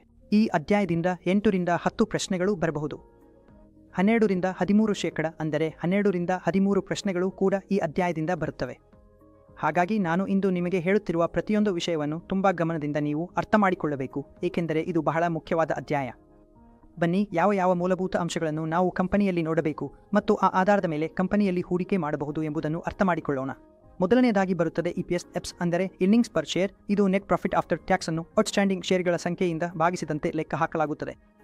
ಕೆಲವೊಮ್ಮೆ ಈ ಪ್ರಶ್ನೆಯನ್ನು ನೇರವಾಗಿ ನಿಮ್ಮಿಂದ ಕೇಳಲಾಗುತ್ತದೆ, ಅಂದರೆ ಈ ಕಂಪನಿಯ EPS ಅನ್ನು ಲೆಕ್ಕ ಹಾಕಿ ಎಂದು. ನೀವು 2 ವಿಷಯಗಳನ್ನು ನೀಡಲಾಗುತ್ತದೆ, ಕಂಪನಿಯ ನೆಟ್ ಪ್ರಾಫಿಟ್ ನೀಡಲಾಗುತ್ತದೆ ಮತ್ತು ಔಟ್ಸ್ಟ್ಯಾಂಡಿಂಗ್ ಶೇರ್ಗಳ ಸಂಖ್ಯೆಯನ್ನು ನೀಡಲಾಗುತ್ತದೆ. ಹಾಗಾದರೆ ನೀವು ಪ್ರಾಫಿಟ್ ಅನ್ನು ಔಟ್ಸ್ಟ್ಯಾಂಡಿಂಗ್ ಶೇರ್ಗಳ ಸಂಖ್ಯೆಯಿಂದ ಭಾಗಿಸಬೇಕು. ನೀವು ಗಳಿಕೆಯ ಪಾಲನ್ನು ಪಡೆಯುತ್ತೀರಿ. ಸರಳವಾಗಿ ಹೇಳುವುದಾದರೆ ಇದು ಕಂಪನಿ ಎಷ್ಟು ರಿಟರ್ನ್ ಜನರೇಟ್ ಮಾಡಿದೆ ಎಂಬುದನ್ನು ನಮಗೆ ತಿಳಿಸುತ್ತದೆ. ಯಾವುದೇ ಒಂದು ಹೂಡಿಕೆದಾರನು ಒಂದು ಶೇರ್ ಹೊಂದಿದ್ದರೆ ಆ ಶೇರ್ಗೆ ಅವನು ಎಷ್ಟು ರಿಟರ್ನ್ ಪಡೆದಿದ್ದಾನೆ ಎಂಬುದನ್ನು ಇದು ತೋರಿಸುತ್ತದೆ. ಹೀಗಾಗಿ ಸ್ಪಷ್ಟವಾಗಿ ಹೇಳುವುದಾದರೆ ಎಪ್ಸ್ ಮೂಲಕ ನಮಗೆ ಪ್ರತಿ ಶೇರ್ಗೆ ಎಷ್ಟು ಆದಾಯ ಬಂದಿದೆ ಎಂಬುದು ಗೊತ್ತಾಗುತ್ತದೆ. ಒಬ್ಬ ಹೂಡಿಕೆದಾರನು ಒಂದು ಶೇರ್ ಹಿಡಿದಿದ್ದರೆ ಆ ಶೇರ್ ಮೇಲೆ ಕಂಪನಿ ಎಷ್ಟು ಹಣ ಗಳಿಸುತ್ತಿದೆ ಎಂಬುದನ್ನು ಇದು ತೋರಿಸುತ್ತದೆ. ಅದನ್ನೇ EPS EPS ಎಂದು ಕರೆಯುತ್ತಾರೆ. ಈಗ ಬೆಲೆ ಮತ್ತು ಗಳಿಕೆಯ ಅನುಪಾತದ ಬಗ್ಗೆ ಮಾತನಾಡೋಣ. ಇದನ್ನು P ಎಂದು ಕರೆಯಲಾಗುತ್ತದೆ, ಅಂದರೆ ಪ್ರತಿ ಶೇರಿಗೆ ಮಾರುಕಟ್ಟೆ ಬೆಲೆಯನ್ನು EPSನಿಂದ ಭಾಗಿಸಲಾಗಿದೆ. ಕಂಪನಿಯ ಸ್ಟಾಕ್ ಪ್ರೈಸ್ ಮಾರ್ಕೆಟ್ನಲ್ಲಿ ಎಷ್ಟು ಇದೆ ಎಂಬುದನ್ನು ನಾವು ಎರ್ನಿಂಗ್ಸ್ ಪರ್ ಶೇರ್ನಿಂದ ಭಾಗಿಸಿದರೆ ನಮಗೆ ಪ್ರೈಸ್ ಟು ಎರ್ನಿಂಗ್ಸ್ ರೇಷಿಯೋ ಸಿಗುತ್ತದೆ. P ರೇಷಿಯೋ ಸೂತ್ರವೆಂದರೆ ಮಾರ್ಕೆಟ್ ಪ್ರೈಸ್ ಪರ್ ಶೇರ್ ಅನ್ನು EPSನಿಂದ ಭಾಗಿಸುವುದು. ನೇರವಾಗಿ ಪ್ರಶ್ನೆ ಬರಬಹುದು ಎಂದು ನೀವು ಈ ವಿಷಯವನ್ನು ಲೆಕ್ಕ ಹಾಕಬೇಕು. ಬೆಲೆಗಳಿಕೆಯ ಅನುಪಾತ ಎಷ್ಟು? ಅಂದರೆ ಮೂಲತಃ ಇದು ನಮಗೆ ಹೇಳುತ್ತದೆ ಆ ಕಂಪನಿಯಲ್ಲಿ ₹1 ಗಳಿಸಲು ನಾವು ಎಷ್ಟು ರೂಪಾಯಿ ಹೂಡಿಕೆ ಮಾಡಬೇಕು ಎಂಬುದನ್ನು. ಸಾಮಾನ್ಯವಾಗಿ ನಾವು P ರೇಷಿಯೋ ಬಗ್ಗೆ ಮಾತನಾಡುವಾಗ ನಾವು ಯಾವುದೇ ಕಂಪನಿಯ ಭವಿಷ್ಯ ಆದಾಯಗಳಲ್ಲಿ ಹೂಡಿಕೆ ಮಾಡುತ್ತಿದ್ದೇವೆ. ಅದಕ್ಕಾಗಿ ನಾವು P ಯ ಪ್ರೊಜೆಕ್ಷನ್ಗಳು, ಅದರ ಫಾರ್ವರ್ಡ್ P ಪ್ರೊಜೆಕ್ಷನ್ಗಳನ್ನು ನೋಡಬೇಕು, ಅಂದರೆ ಕಂಪನಿಯ ಆದಾಯ ಎಷ್ಟು ಇದೆ ಎಂಬುದನ್ನು. ಮತ್ತು ಸಾಮಾನ್ಯವಾಗಿ ನಾವು P ಬಗ್ಗೆ ಮಾತನಾಡುವಾಗ ಅದನ್ನು ಅದರ ಬೆಂಚ್ಮಾರ್ಕ್ ಅಥವಾ ಪಿಯರ್ ಕಂಪನಿಗಳೊಂದಿಗೆ ಹೋಲಿಸಿ ನೋಡಲಾಗುತ್ತದೆ, ನಿಮ್ಮ ವಾಲ್ಯುಯೇಷನ್ ಹೆಚ್ಚು ಆಗಿದೆ ಎಂದು. ಉದಾಹರಣೆಗೆ, ನಿಮ್ಮ ಕಂಪನಿಯ P20 ಇದ್ದರೆ ಮತ್ತು ಮಾರುಕಟ್ಟೆಯ P15 ಇದ್ದರೆ ನಿಮ್ಮ ಕಂಪನಿಯನ್ನು ಸ್ವಲ್ಪ ಓವರ್ವ್ಯಾಲ್ಯೂಡ್ ಎಂದು ಪರಿಗಣಿಸಲಾಗುತ್ತದೆ. ಪ್ರೈಸ್ ಟು ಅರ್ನಿಂಗ್ ಅಂದರೆ ನಿಮ್ಮ ಕಂಪನಿಯಲ್ಲಿ ₹1 ಗಳಿಸಲು ಹೂಡಿಕೆದಾರರು ಹೆಚ್ಚು ಹೂಡಿಕೆ ಮಾಡಬೇಕಾಗುತ್ತಿದೆ ಮತ್ತು ನಿಮ್ಮ ಪಿಯರ್ ಕಂಪನಿಯಲ್ಲಿ ಕಡಿಮೆ ಹೂಡಿಕೆ ಮಾಡಿ ಹೆಚ್ಚು ರಿಟರ್ನ್ ಪಡೆಯುತ್ತಿದ್ದಾರೆ. ಆದರೆ ಹೈ P ಇರುವುದರಿಂದ ಇನ್ನೊಂದು ಅರ್ಥವೂ ಇರಬಹುದು, ಅಂದರೆ ಕಂಪನಿಗೆ ಹೆಚ್ಚಿನ ಬೆಳವಣಿಗೆ ಸಾಧ್ಯತೆಗಳಿವೆ ಮತ್ತು ಕಂಪನಿಯು ಭವಿಷ್ಯದಲ್ಲಿ ಉತ್ತಮವಾಗಿ ಬೆಳೆಯಬಹುದು ಎಂಬ ನಿರೀಕ್ಷೆಯೂ ಇರಬಹುದು. ಅದಕ್ಕಾಗಿಯೇ ಹೈ P ಇರಬಹುದು. ಮತ್ತು ಲೋ P ಎಂದರೆ ಕಂಪನಿಯ ಹಿಂದಿನ ಪ್ರದರ್ಶನ ಅಷ್ಟು ಉತ್ತಮವಾಗಿರಲಿಲ್ಲ ಎಂಬ ಅರ್ಥವೂ ಇರಬಹುದು. ಆದರೆ ಸಾಮಾನ್ಯವಾಗಿ ಹೀಗೆ ಅರ್ಥ ಮಾಡಿಕೊಳ್ಳಲಾಗುತ್ತದೆ, ಯಾವ ಕಂಪನಿಗೆ ಹೈ P ಇದೆ ಅದು ಸ್ವಲ್ಪ ದುಬಾರಿ, ಅದನ್ನು ಮಾರಬೇಕು ಎಂದು, ಮತ್ತು ಯಾವ ಕಂಪನಿಗೆ ಲೋ P ಇದೆ ಅದು ಅಂಡರ್ ವ್ಯಾಲ್ಯೂ ಆಗಿದೆ, ಅದನ್ನು ಖರೀದಿಸಬೇಕು ಎಂದು. ಇದು ಸಾಮಾನ್ಯವಾಗಿ ಬಳಸುವ ಪದಗಳಲ್ಲಿ. ಈಗ ನಾವು ಶೇರ್ನ ಬುಕ್ ವ್ಯಾಲ್ಯೂ ಬಗ್ಗೆ ಮಾತನಾಡೋಣ. ನೆಟ್ವರ್ತ್ ಅನ್ನು ಒಟ್ಟು ಶೇರ್ಗಳ ಸಂಖ್ಯೆಯಿಂದ ಹಂಚಿದರೆ ಇದು ಪ್ರತಿಯೊಂದು ಶೇರ್ ಕಂಪನಿಯ ಲೆಕ್ಕಪತ್ರಗಳ ಪ್ರಕಾರ ಎಷ್ಟು ಮೌಲ್ಯವಿದೆ ಎಂಬುದನ್ನು ಸೂಚಿಸುತ್ತದೆ. ಅಕೌಂಟ್ಸ್ಗಳು ಇತಿಹಾಸದ ದೃಷ್ಟಿಕೋನವನ್ನು ಪ್ರತಿನಿಧಿಸುತ್ತವೆ ಮತ್ತು ಕಂಪನಿ ಅನುಸರಿಸುವ ವಿವಿಧ ಲೆಕ್ಕಪತ್ರ ನೀತಿಗಳ ಕಾರ್ಯವಾಗಿದೆ. ಮುಂದಿನದು ಪ್ರೈಸ್ ಟು ಬುಕ್ ವ್ಯಾಲ್ಯೂ, ಅಂದರೆ ಮಾರುಕಟ್ಟೆ ದರವನ್ನು ಪ್ರತಿ ಶೇರ್ಗೆ ಪುಸ್ತಕ ಮೌಲ್ಯದಿಂದ ಹಂಚುವುದು. ಸರಳ ಸೂತ್ರ ಇದೆ, ಸರಳ ಪ್ರಶ್ನೆ ಬರುತ್ತದೆ. ನಾವು ಈ ಸೂತ್ರವನ್ನು ಬಳಸಿ ಪ್ರಶ್ನೆಗೆ ಉತ್ತರ ಕೊಡಬೇಕು. ಇದು ಒಂದು ಸೂಚಕ, ಅಂದರೆ ಷೇರು ಮಾರುಕಟ್ಟೆ ಒಂದು ಕಂಪನಿಯ ಪ್ರತಿ ಶೇರ್ಗೆ ಅದರ ಪುಸ್ತಕ ಮೌಲ್ಯಕ್ಕೆ ಹೋಲಿಸಿದರೆ ಎಷ್ಟು ಹಣ ನೀಡಲು ಸಿದ್ಧವಾಗಿದೆ ಎಂಬುದನ್ನು ತೋರಿಸುತ್ತದೆ. ಇದನ್ನೇ ಪ್ರೈಸ್ ಟು ಬುಕ್ ವ್ಯಾಲ್ಯೂ ಎನ್ನುತ್ತಾರೆ. ಈಗ ನಾವು ಹೂಡಿಕೆ ಶೈಲಿಗಳ ಬಗ್ಗೆ ಮಾತನಾಡೋಣ. ಯಾವ ಹೂಡಿಕೆ ಶೈಲಿಗಳು ಇವೆ, ಅವುಗಳನ್ನು ಫಂಡ್ ಮ್ಯಾನೇಜರ್ ಒಪ್ಪಿಕೊಳ್ಳಬಹುದು. ಇಲ್ಲಿ 2 ರೀತಿಯ ಹೂಡಿಕೆ ಶೈಲಿಗಳು ಇವೆ. ಮೊದಲದು ಗ್ರೋತ್ ಮತ್ತು ಎರಡನೆಯದು ವ್ಯಾಲ್ಯೂ. ಗ್ರೋತ್ ಹೂಡಿಕೆ ಶೈಲಿ ಮತ್ತು ವ್ಯಾಲ್ಯೂ ಹೂಡಿಕೆ ಶೈಲಿ ಎಂಬುವು ಇವೆ. ಈ 2 ಶೈಲಿಗಳು ಎಂದರೇನು ಎಂಬುದನ್ನು ತಿಳಿದುಕೊಳ್ಳೋಣ. ಗ್ರೋತ್ ಹೂಡಿಕೆ ಶೈಲಿಯ ಬಗ್ಗೆ ಮಾತನಾಡಿದಾಗ ಹೆಚ್ಚಿನ ಬೆಳವಣಿಗೆಯ ಕಂಪನಿಗಳು ಇಲ್ಲಿ ಬರುತ್ತವೆ. ಯಾವ ಕಂಪನಿಗೆ ಬೆಳವಣಿಗೆಯ ಸಾಧ್ಯತೆಗಳು ಹೆಚ್ಚು ಇರುತ್ತದೆಯೋ ಅದನ್ನು ಗ್ರೋತ್ ಹೂಡಿಕೆ ಶೈಲಿಯಲ್ಲಿ ಸೇರಿಸಲಾಗುತ್ತದೆ. ಈ ಕಂಪನಿಯ P ಸಾಮಾನ್ಯವಾಗಿ ಹೆಚ್ಚು ಇರುತ್ತದೆ. ಇದರಲ್ಲಿ EPS EPS ಕೂಡ ಇರುತ್ತದೆ. ಬುಕ್ ವ್ಯಾಲ್ಯೂ ಟು ಶೇರ್ ಕೂಡ ಹೆಚ್ಚು ಇರುತ್ತದೆ. ಅಂದರೆ ಈ ಕಂಪನಿಗಳ ಎಲ್ಲ ಅನುಪಾತಗಳು ಹೆಚ್ಚಾಗಿರುತ್ತವೆ ಏಕೆಂದರೆ ಅವುಗಳ ಬೆಳವಣಿಗೆ ಸಾಧ್ಯತೆಗಳು ಹೆಚ್ಚು ಇವೆ. ಭವಿಷ್ಯದಲ್ಲಿ ಈ ಕಂಪನಿಗಳು ತುಂಬಾ ವೇಗವಾಗಿ ಬೆಳೆಯಬಹುದು ಮತ್ತು ಅನೇಕ ಮಾರುಕಟ್ಟೆ ಆಟಗಾರರು ಈ ಗ್ರೋತ್ ಸ್ಟಾಕ್ಸ್ ಅನ್ನು ಸಂಗ್ರಹಿಸಲು ಆಸಕ್ತರಾಗಿದ್ದಾರೆ. ಆದ್ದರಿಂದ ನಾನು ಹೇಳಿದಂತೆ ಅವುಗಳ ಮೌಲ್ಯಮಾಪನವು ಹೆಚ್ಚಿನ ಮಟ್ಟದಲ್ಲಿರಬಹುದು. ಈಗ ನಾವು ವ್ಯಾಲ್ಯೂ ಸ್ಟಾಕ್ಸ್ ಬಗ್ಗೆ ಮಾತನಾಡೋಣ. ನೋಡಿ, ವ್ಯಾಲ್ಯೂ ಸ್ಟಾಕ್ಸ್ ಕೂಡ ಬಹುಮಾರುಕಟ್ಟೆಯಲ್ಲಿ ಮೂಲಭೂತ ಸ್ಟಾಕ್ಸ್ ಆಗಿರಬಹುದು. ಕಂಪನಿ ತುಂಬಾ ಚೆನ್ನಾಗಿರಬಹುದು, ಆದರೆ ಯಾವುದೋ ಕಾರಣದಿಂದ ಮಾರುಕಟ್ಟೆ ಆ ನಿರ್ದಿಷ್ಟ ಸ್ಟಾಕ್ನ ಮೌಲ್ಯವನ್ನು ಗುರುತಿಸಿಲ್ಲ ಅಥವಾ ನಿಜವಾಗಿಯೂ ಗುರುತಿಸಿಲ್ಲ. ಉದಾಹರಣೆಗೆ ನಾವು ಎಚ್ ಅನ್ನು ತೆಗೆದುಕೊಳ್ಳಬಹುದು. ತುಂಬಾ ಒಳ್ಳೆಯ ಕಂಪನಿಯಾಗಿದೆ, ಆದರೆ ಅನೇಕ ವರ್ಷಗಳ ಕಾಲ ಸ್ನೇಹಿತರೆ ಸ್ಟಾಕ್ ಪ್ರೈಸ್ 220ರಲ್ಲೇ ಇತ್ತು. ಆದರೆ ಕಳೆದ 1.5 ವರ್ಷದ ಡೇಟಾವನ್ನು ನೋಡಿದರೆ ಈಗ ಆ ಸ್ಟಾಕ್ ಪ್ರೈಸ್ ತುಂಬಾ ವೇಗವಾಗಿ ಮೇಲಕ್ಕೆ ಬಂದಿದೆ ಮತ್ತು ಸುಮಾರು 450 ಮಟ್ಟದಲ್ಲಿ ಟ್ರೇಡ್ ಆಗುತ್ತಿದೆ. ಅದಕ್ಕಾಗಿಯೇ ವ್ಯಾಲ್ಯೂ ಸ್ಟಾಕ್ಗಳಲ್ಲಿ ಹೂಡಿಕೆ ಮಾಡುವುದು ದೀರ್ಘಕಾಲದ ದೃಷ್ಟಿಯಿಂದ ತುಂಬಾ ಲಾಭದಾಯಕವಾಗಿರುತ್ತದೆ. ಎಲ್ಲಾ ದೊಡ್ಡ ಹೂಡಿಕೆದಾರರು ವ್ಯಾಲ್ಯೂ ಇನ್ವೆಸ್ಟರ್ಸ್ ಆಗಿದ್ದಾರೆ. ಅವರು ಕಂಪನಿಯ ಮೌಲ್ಯವನ್ನು ನೋಡಿ ಆ ಮೌಲ್ಯದಲ್ಲಿ ಹೂಡಿಕೆ ಮಾಡುತ್ತಾರೆ. ಕಂಪನಿಗೆ ಉತ್ತಮ ಮೌಲ್ಯಮಾಪನಗಳಿವೆ. ದೀರ್ಘಕಾಲದ ಭವಿಷ್ಯಕ್ಕಾಗಿ ಪಿ ಕೂಡ ಚೆನ್ನಾಗಿದೆ. ಅವರ ಗಳಿಕೆಗಳ ನಿರೀಕ್ಷೆಗಳು ಉತ್ತಮವಾಗಿವೆ. ಅದಕ್ಕಾಗಿಯೇ ವ್ಯಾಲ್ಯೂ ಸ್ಟಾಕ್ಸ್ಗಳನ್ನು ಕೂಡ ಅತ್ಯುತ್ತಮ ಹೂಡಿಕೆಯಾಗಿಯೇ ಪರಿಗಣಿಸಲಾಗುತ್ತದೆ.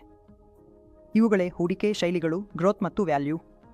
ಈಗ ನಾವು ಪೋರ್ಟ್ಫೋಲಿಯೋ ನಿರ್ಮಾಣದ ವಿಧಾನಗಳ ಬಗ್ಗೆ ಮಾತನಾಡೋಣ. ಅಂದರೆ ಫಂಡ್ ಮ್ಯಾನೇಜರ್ಗಳು ಯಾವ ರೀತಿಯಲ್ಲಿ ಪೋರ್ಟ್ಫೋಲಿಯೋ ನಿರ್ಮಿಸುತ್ತಾರೆ ಎಂಬುದು.